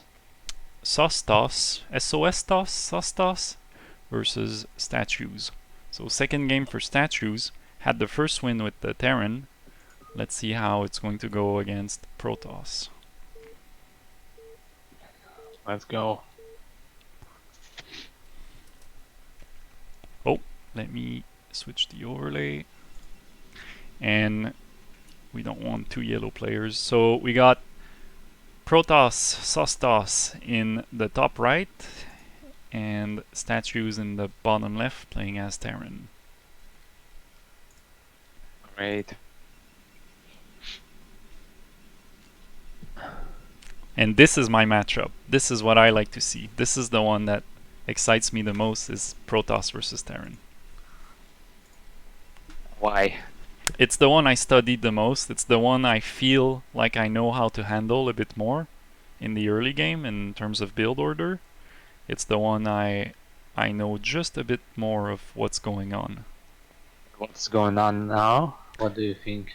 Well, we're going with the Scout on 8 from the Protoss, and that's gonna allow Is him. it Scout? Is it Scout or Gas Steel? I think it's gonna be Pylon somewhere because he doesn't have any Pylon in the main. Oh, good eyes. Yeah, that's what I was trying to get out of you. Oh well, you see that one I haven't Yeah. studied in my books. That's so. Is this forward gateway cheese? Yeah, it's two proxy Gateway, gates. 2 proxy gates. Yeah. That's very cool. We haven't seen. It's very common on this map. When Oh, yeah? I was playing ladder, when I like 2 months ago started to play ladder, I got proxy gates at this map like every time. And now this probes, guess what? It will steal the gas. Will it? It will. He It's doesn't just, quite have them. oh! Oh! Barely managed to Yeah. block the gas with his own refinery. As I was saying, at the first game of mine, I was proxy gated and gas stealed, and then first zealot came in, and Oh. because I was making CC by then. Okay, but I like the building placement of Charon because he now have 2 zealot tight gaps where he can walk marines through. you know? So he can Yeah. make macro. Oh, and he even get like third building to make a third gap. So now he can micro between those 4 buildings at his main. Okay, will he scout? Okay, he sees the zealot and he sees the gateways because he doesn't see any gateway at his main. Oh, Okay, yeah, that's smart. So now he knows, hold on a minute, something weird is going on. and And those he throwing zealots, down the bunker. yeah. Okay, nice micro, pulling down the marine. Ooh, do you The see what zealots happened? snuck through. He glitched Yeah, because of the SCVs. yeah. Wow, haven't seen that at all. Okay, now he needs to save the SCVs. But Protoss only have 10 probes, so he probably should be fine if he managed to To survive this. save those marine. Oh, again, I forgot the replay. Okay, but I didn't forget, so it's still interesting for me. Probably, yeah, he needs to pull those marines out of the bunker and just place them between S command center and barracks, just to be in range of everything Protoss, like Protoss zealots. But there's already 6 zealots. I don't think there's a way to deal with it because he doesn't have factory in progress. Yeah. Oh, he lost that barracks. Yeah, pull those SCVs away, man. No, That no, bunker no need to is lose them. not enough. He can still hold off this. Wait a second. He Seems killed like, every zealot there. yeah, yeah. He is still supply blocked, but Supply anyway, blocked, but and some amount of he SCV. have 5 marines, yeah, and plenty of SCVs probably to come Some, back to this game. yeah, some SCV lost, but if you look at the difference, it's not that big. 8 to 13. I mean, it's not over yet.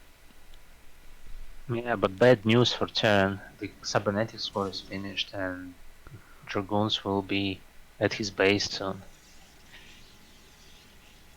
And he doesn't have any factory, but 4 marines will be enough to hold this off. Oh, where is he going? No, you need to stay at the base. Gotta defend that ramp. Putting down the factory.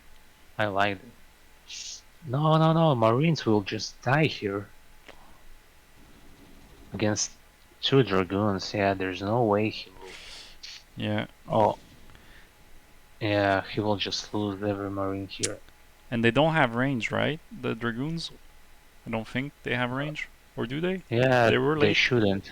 No, no, no, no, no. So maybe Shouldn't with a have. bunker, if you put those Marines in a bunker, they might have a chance to fight off the goons. Yeah, but goons will just do something else, like delaying the factory. Yeah, he Right. will just resign, which is probably smart. Just Yeah. go to the next game. And a win by Sostos against Statues. So Statues is up 1 win, 1 loss, and the first win for Sostos.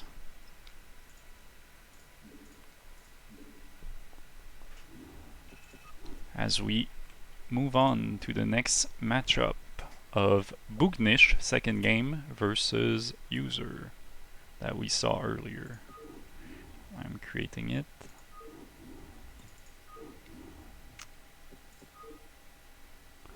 So Bugnish versus User as a Protoss this time.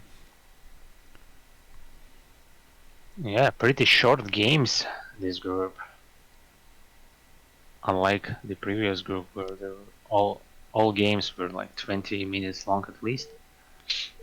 Hey, why do a long game when you can win early, right? Yeah, that's what I did in my group. 2 proxy gate. It worked out. Alright, we got Bugnish, Zerg player, top right. And Sostos, we just saw him win in the bottom left as Protoss. Yeah, let's see, will he repeat his strategy against this Zerg? Oh, just getting curious about the MMR of his opponent. Oh, 1500? Oh, okay, that's a okay. lot. You know, I've talked to Bugnish a bit on Discord, and I think he's a bit better than what he's letting on to say here. I think Bugnish is a great player. We'll see. We'll see I what think so. happens. I mean, What? Mm. everyone's, they're all pretty good players. We did see Sostos just win just now, so Yeah, but we did see Bugnish playing first game, no? Against the Terran. yeah, and he won. And then Sostos also won against Terran. Against Jericho. He Yeah, went Nightpool, but this game he's going to build Overpool. Okay, makes sense against Protoss. In the first group of this day, we saw a lot of 12 hatcheries yeah, we against did. in ZVPs, but Mm-hmm. this is like the first Overpool. Let's see how it will deviate. So Protoss responds with Forge expansion. Will he build a cannon first? Yeah, he did. Cannon first. So spotting that more aggressive build and deciding it's better to do the cannon now and the gateway later. Yeah, I completely agree. Better to transition to the middle game, like slightly behind because of you have to build the cannons, but you don't die in the early game, so because of the greediness. I saw a lot Oh, of beginning players. I forgot the Oh, overlay. Sorry, that's bad. That's a 2 minute 2 minute lost. whoops! But you didn't miss anything, so don't worry. I'll just show everyone. So we got the main here. We got the cannon, the forge, good wall in, Nexus just going down, and then over at the Protoss we got the overpull that happened. Some Zergs being built, getting ready for the natural hatchery. We missed everything, the chat says. They did. That is my bad.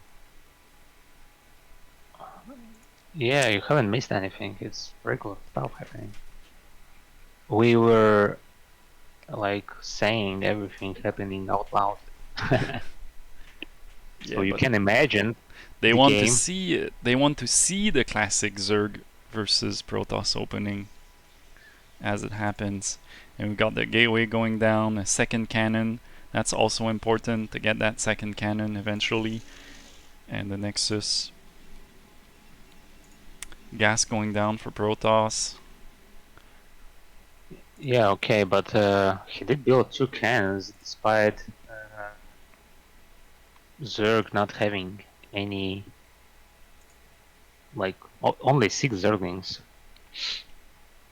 And it feels like Zerg usually puts third hatchery somewhere around, like, somewhere on the map by this time now. Yeah, with Overpool, I feel like you can get your third hatchery in a good amount of time. You don't have to wait too much, especially since this game is pretty calm so far. So what I do know in Protoss versus Zerg is you kind of want to keep the pressure on as a Protoss as much as you can. I mean, you won't do much with a single Zealot right here, but as much as you can, you want to make sure to keep that Zerg player busy. Make sure to force that Zerg player to build units, to build Zergling, to fight you off. Yeah, it's always nice because I always hear from my friend who plays Zerg, like every single game Protoss just walks in with slow zealots, like 3 slow zealots for example, and he's struggling to fend this off. And we're seeing the evolution chamber going before the hatchery. Ooh, loving it. And Hydraulics then from 2 hatcheries? 3 hatchery, okay. But why evolution chamber? Okay, he's building upgrade for range units, but Protoss is having zealot speed upgrade. Oh, he's moving out with his 2 zealots. Yeah. And interesting that Zerg did build Spore Colony at his natural. He's Okay. anticipating some Corsairs. Which he should, right? I mean, it's the move. Usually. Do we have a Stargate on the way? No, we don't. We don't. We have Templar Archives and Citadel of Odun Oh, making that Zealot faster. and leg speed, yeah, leg speed going down. And he has 4 gateways pumping Zealots out. So as soon as the Zealot speed will be finished and the +1 will kick in, those Yeah. Zealots can deal a lot of damage. And what is Zerg? Yeah, Zerg is just upgrading his Hydralisks. Yeah, getting comfortable. Interesting build order from Zerg. Will it work? I don't know. But we'll see. Yeah. But I feel like Zealot build order is very scary. I mean, It's very aggressive. Zealots, yeah, those Zealots, I think, won a lot of games, especially the lower skill bracket.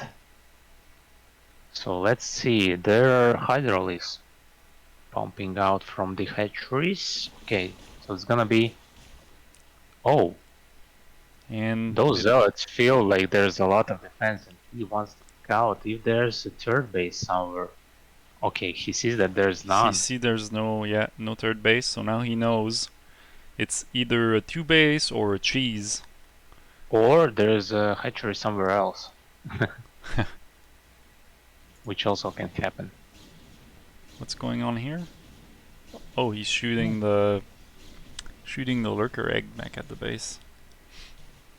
Yeah, he saw the Hydralisk, so he anticipates that there can be a lurkers, so he's building a robotics facility as fast as possible.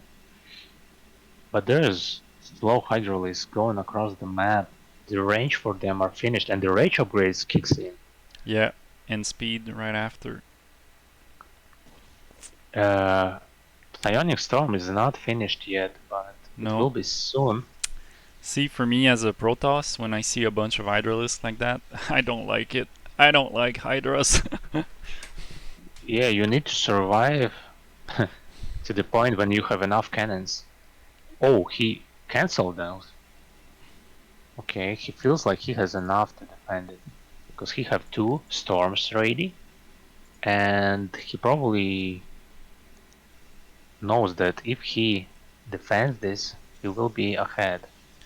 Yeah, and we see the observatory going down. So starting to think about getting those observers in case of lurkers. Yeah, Protoss doesn't want to move out and like meet lurkers. We got layer finishing up. And Idlerless speed almost done. Yeah, will he engage now? Would be sounds like a good time, right? No. No? It's too late now because Protoss have Sending Storms out. And a lot of Zealots with upgrades. And armor upgrades is gonna be soon. He needs to... Okay, he tries to focus down the buildings. Yeah. Oh, that storm is... Oof. Wow. Yeah, those storms covered a lot of items. Yeah, that was a good storm. But look how fast those Zealots are melting. Yeah. From those upgraded Hydralisks. But there's not enough.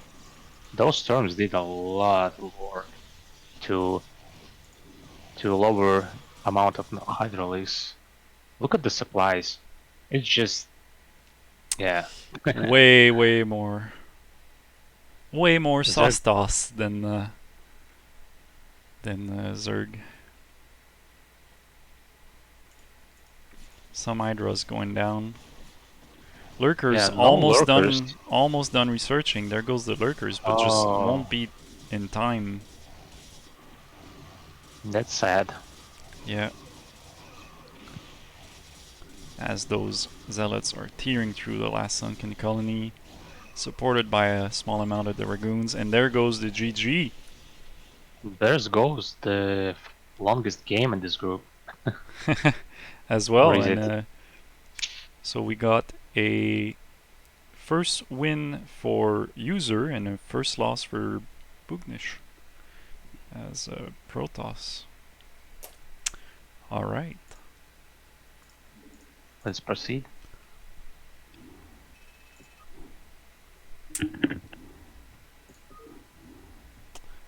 And we're going to proceed with Sostos versus...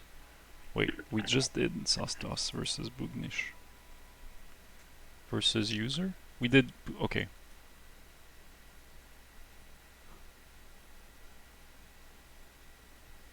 Too many Bugnish games. Alright. You can join me.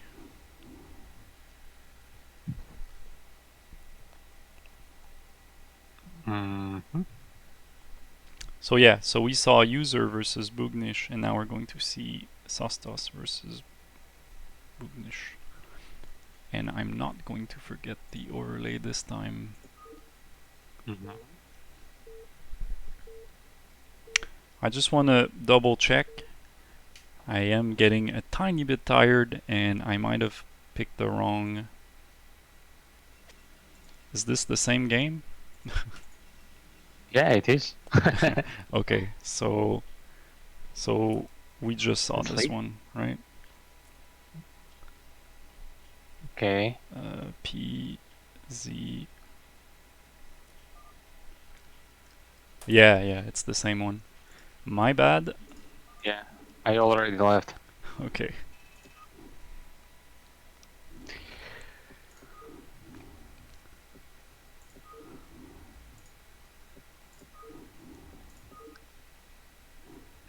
Oh. All right. Didn't change the overlay. Oh, well, But it's not too bad.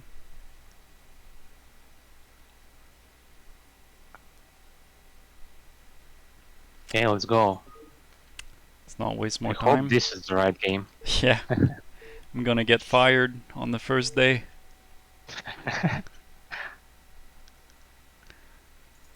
Really? No, this... This is Bugnish against Sostos again. Really? Yeah. What's going on with the replays? I'm gonna exit. Maybe they sent me maybe the file's wrong. I'm going to blame the file this time. Hold on. It wouldn't be a stream without... Yeah. So the file name is just wrong. Okay, we can skip the file. Yeah. All right. This makes sense. You can join me. Yeah. They just I guess there was a mixed up in the naming. So like the same replay were under two names, right? Either they switched the replay or I have the same replay under two different names. We're going to see. You can check by the game length. Yeah, okay. Sorry. So Can? let's... Yeah. So okay. So it's the same game twice is what's going on. All right. Give me a second. We're just going to skip ahead. Yeah, do it now. I thought you were gonna do that last time. I did. It's just I was giving it a last try. Okay. So we move completely ahead, skipping that game because it just doesn't exist. And we're going to go to Bugnish versus Statues.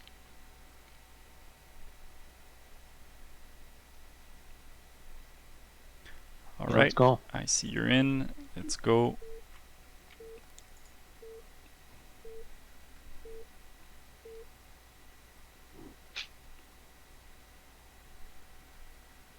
This looks better, right?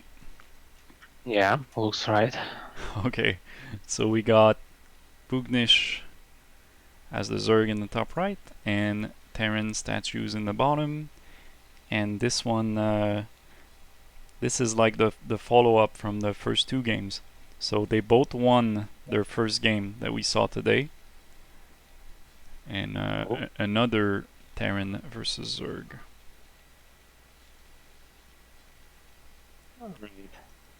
So Status is the kind of player that plays Mac, right?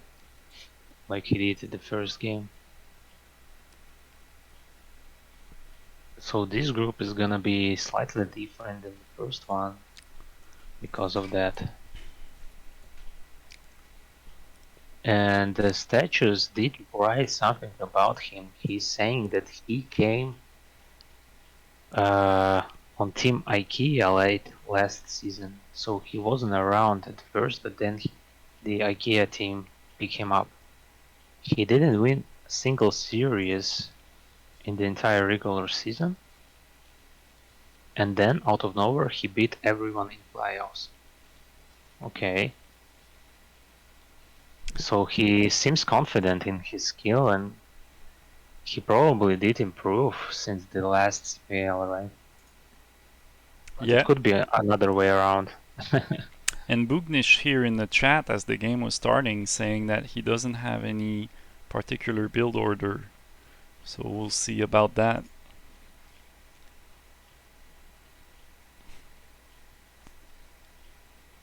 Going for a 12 hatch this game, right? 12 hatch, right? Yeah, that's what's gonna happen. Usually, yeah, see Zerg doing that every game. So 12 hatch against Mac. So I expect him to repeat the same build as he did the first game, which is gonna be Goliath. No, he did want to do that, but he, as I remember, like built siege tanks and vultures, right? And then Yeah. controlled the map with the mines, and then pushed out and like erased Zerg from the map with Slowly. his Yeah. big tank army. So we got spawning pool, we got... Oh, I'm looking for the fight. So... Bugnish actually did also leave like some bio of him, of his. He Yeah. mentions that he is a Masters 1 Zerg in StarCraft 2, switching over to Brood War. He's super excited to be able to participate in the CPL, and he's been a Brood War spectator most of his life, but he's finally taking to leap as a player. And I think I also remember from his bio mentioning a bunch of older great players he played with or against in the That past. was another player. That was another one? Okowini. Okay. Yeah. Okowini from the first group, which he forgot to mention. We forgot it. Sorry. It's just so much going on for a first stream for me. I'm surviving as a caster, but it is quite exciting. There's so much to look at and lots of... it's very exciting. I love doing this, but I'm glad you are here because you're bringing the technical side of things, and your insight is very valuable. It's also easier. It's always easier to have a co-caster, I feel. Yeah. All right, so good scouting on both sides. That ramp is blocked, heavily blocked, might I say. And we're already seeing some vultures. We're 4 minutes in, 2 vultures down. It's gonna be third vulture, and probably he will then build a... Oh no, it's not that kind of player. Yeah, he builds a lot of vultures before he makes transition. No vulture speed, no mines yet. Yeah. Second hatchery going down. Well, third hatchery, second at the natural. And we're seeing more drones, more drones, more drones. As is... He does have layer ready, so... And Spire, no, Hydrolis then is going down in the natural, which is fine. Yeah. No second gas yet.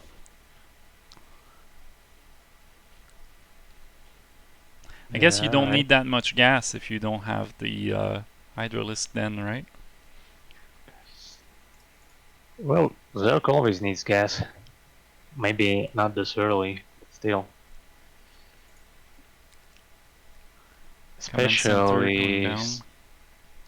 at the mid game when you have to tech, like you have to build Hydralisk upgrades, then maybe Evolution Camber upgrades, and some buildings that usually cost gas.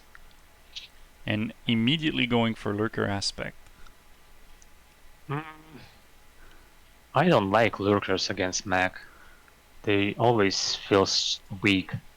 When I have like 3 siege tanks somewhere around the natural and I see a lurker, I just laugh at them. You know? Yeah. I feel like And Siege Tank can just laugh at everything. yeah, but not against Zealots. Zealots are yucky. And we're seeing some Goliaths upgrade at the factory. That one surprises me. Do you have anything to say about that? Is that typical or is it against Mutas? Yeah, right. It's against Mutas because Goliaths with range are like the strongest counter, as I feel. Oh well, yeah, because most mech can only shoot ground, right? You need those Goliaths. Yeah, exactly. That's only anti-air, and it's stronger. Even, yeah, it's pretty strong. Well, it's like a moving turret. Yeah, with like guardian range, you know. Yeah. Some lurkers going down, about 4 lurkers. More Hydralisk. And if we look at the upgrades, no upgrades on the... Well, there's no evolution chamber yet. And then... White Swarm, who is a Zerg player, mentions that for lurkers to be effective, Zerg needs 3 gas at least. That's good to know. And he has 2 gas right now. Would you say it's late on that 3rd expansion for Zerg, or is he starting to think about it? The problem is that Terran has vultures at the 3rd base position, so it's hard to establish the base. Well, not hard, you just need to send some units there, but he decided to send those units across the map to the Terra Natural. And there are turrets around his mineral lines, which will provide the vision against lurkers when they will burrow. Well, but there are no siege tanks yet. That's interesting, no siege tank. One machine shop? Yeah, first siege tank going down. Doesn't have siege mode yet. Exactly. Upgrade but maybe on he does. Yeah. Who knows? Oh. But maybe those Goliaths will hold this. Let's see. Oh, those lurkers are they? And look at that lurker line. He doesn't see them. Comsat stations just on the way. Yeah. Oh, he lost a lot of Goliaths here. And they're in a great position there. Gonna take down that bunker. Those Hydras taking down the wall, the barracks. Now he has first scan. But tank's not shooting. Tank needs to shoot as well. He has another scan. But there's too many lurkers. There's just too many Zergs. Hydras there to support those. Tank goes down. Oh, and there goes the GG. Another win for Bugnish. And last game of today. So great win by Bugnish. Last game, if the titles are good, is going to be Sostas versus User. So how many games do you have that repeats? It's just 2, but I didn't want to give up on attempting to figure it out, so I started them twice each to make sure. We are already through the group? Yeah, last game about to start. I'm creating Wow, it right now. that was Yeah, fast. this was a very fast group. And the game's up.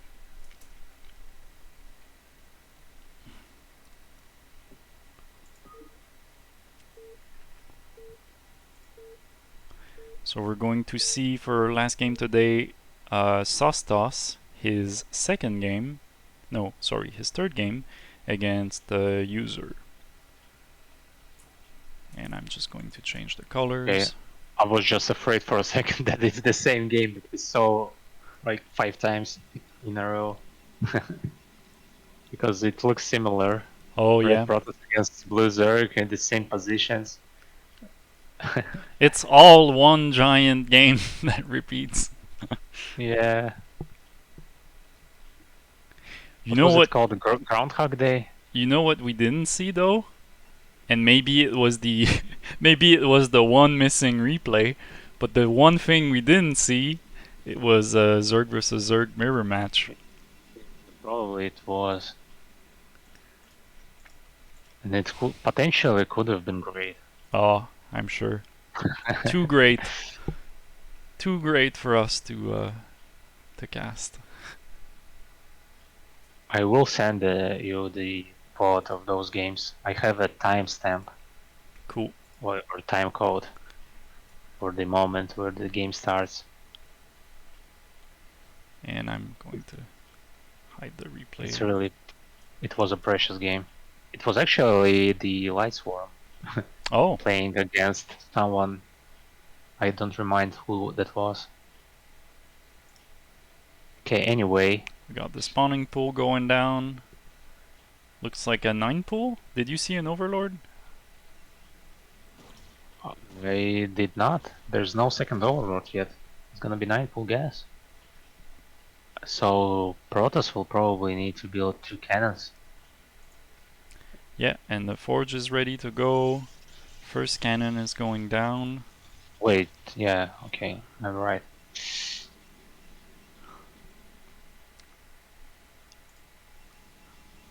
So will he leave larva to build Zerglings? That's what the build order would say. And yeah, there goes 4 lings. Yeah, and second cannon goes down, which is a great response from Protoss. What do you think of putting that cannon on the far side of the ramp? What do you mean?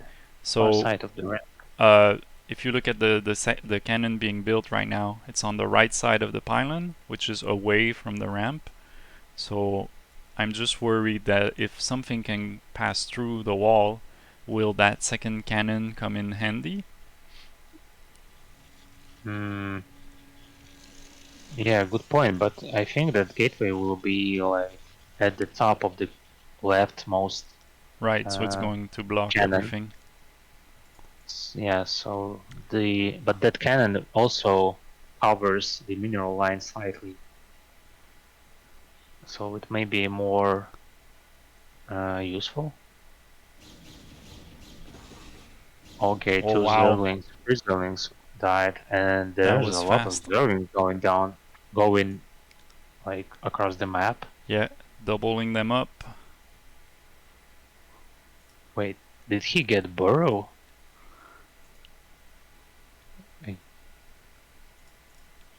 I, I was clicking something and I saw Burrow Oh, researching.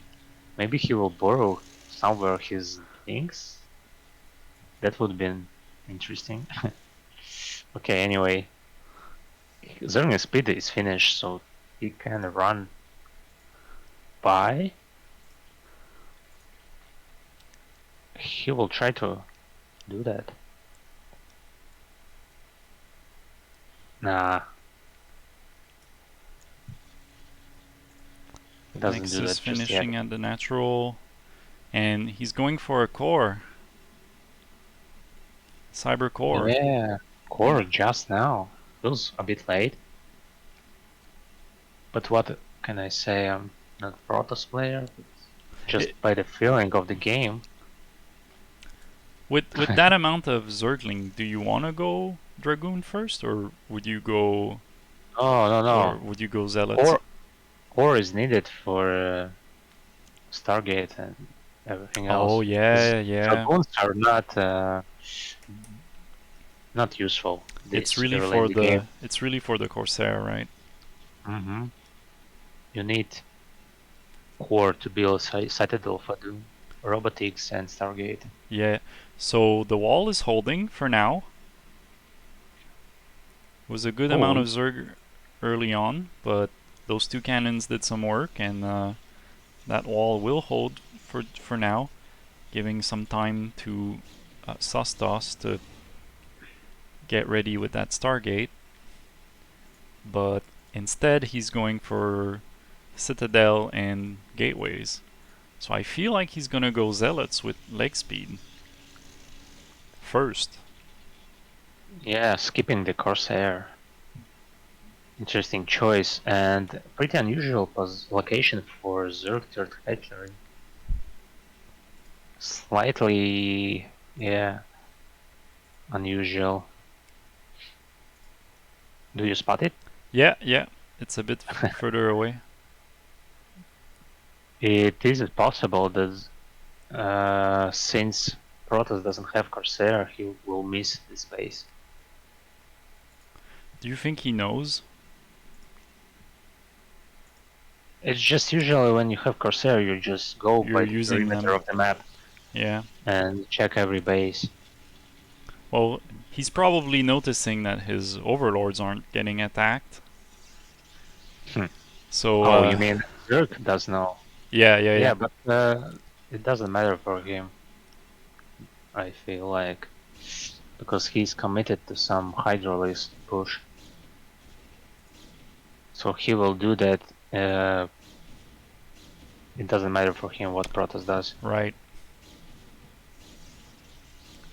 He does seem, committed with the Hydralisk movement. Yeah. Now the question is either it works or not. And my guess is it's not gonna work because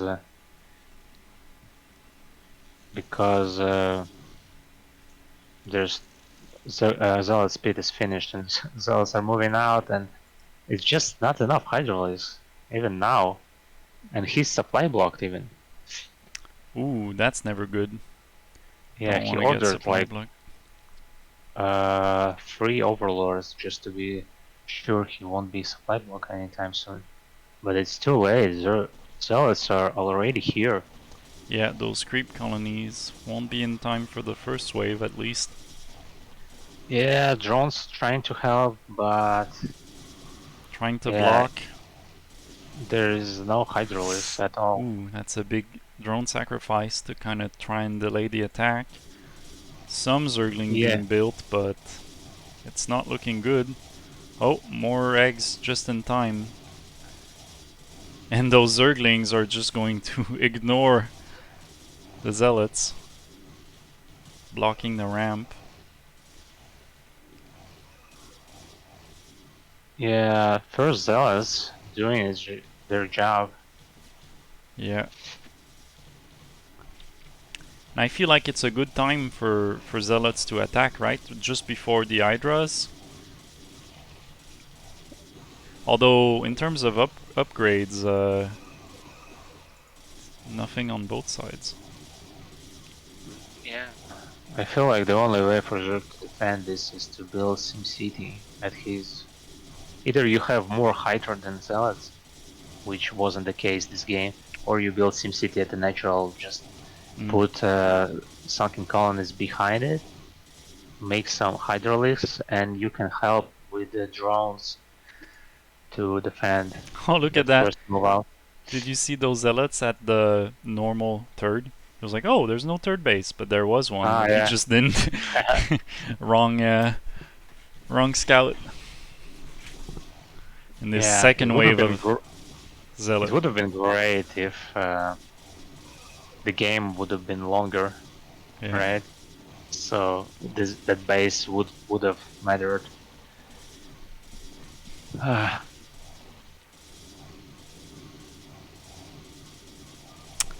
Okay, so And there goes the GG. GG with question mark? No GG, just leave. And a win for Sostos against User. Second win for... Third win for Sostos. I feel like he won all of them. And Yeah, second loss for User. Interesting contrast between two groups. First group was those like equally matched opponents, and every game went much longer than the second group, which was pretty one-sided games. One-sided games, like. and therefore a lot shorter, right? Yeah. Maybe only first game was more equal. Well, we did see winners versus winners in Group 18 with Bugnish versus Statues, but that one was short as well. So even even between it winners, was just busted with Lucas, and that's it. Yeah. All right. Well, that's all the replays we have for today for Group 17 and 18. Thank you so much, U-Round, for helping me out on my first stream. Yeah, thanks for having me. Yeah, I saw your pleasure to repeat it sometime. I saw your first cast a week ago, and I really liked it, really enjoyed it, and kind of motivated me to say, you know what, I'm gonna try it. This U-Round guy sees like it's his first time, and he looks like he knows what he's doing, and he's having fun. I'll give it a try as well. And you know what? It's fun. It's a lot of work. It's not that easy managing all of these things. So great job there, co-hosting, and yeah, I hope to hear from you again soon. Yeah, thanks. Okay, you did well as well. So like, okay, thanks for having me, and we'll do sometime again. Yeah, thank you, and see you on the CPL. Make sure to get, I'll just show the Discord real quick. We got the CPL Discord QR code, and you can find the CPL easily.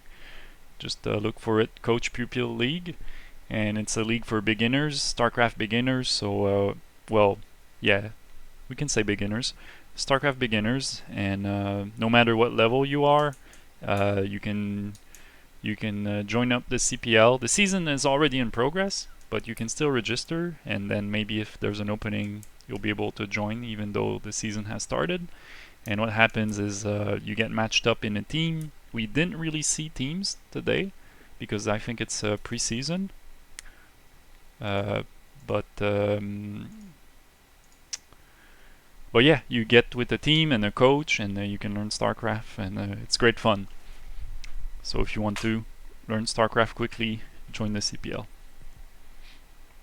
And your game gets casted. So thank you, goodbye, and see you around soon.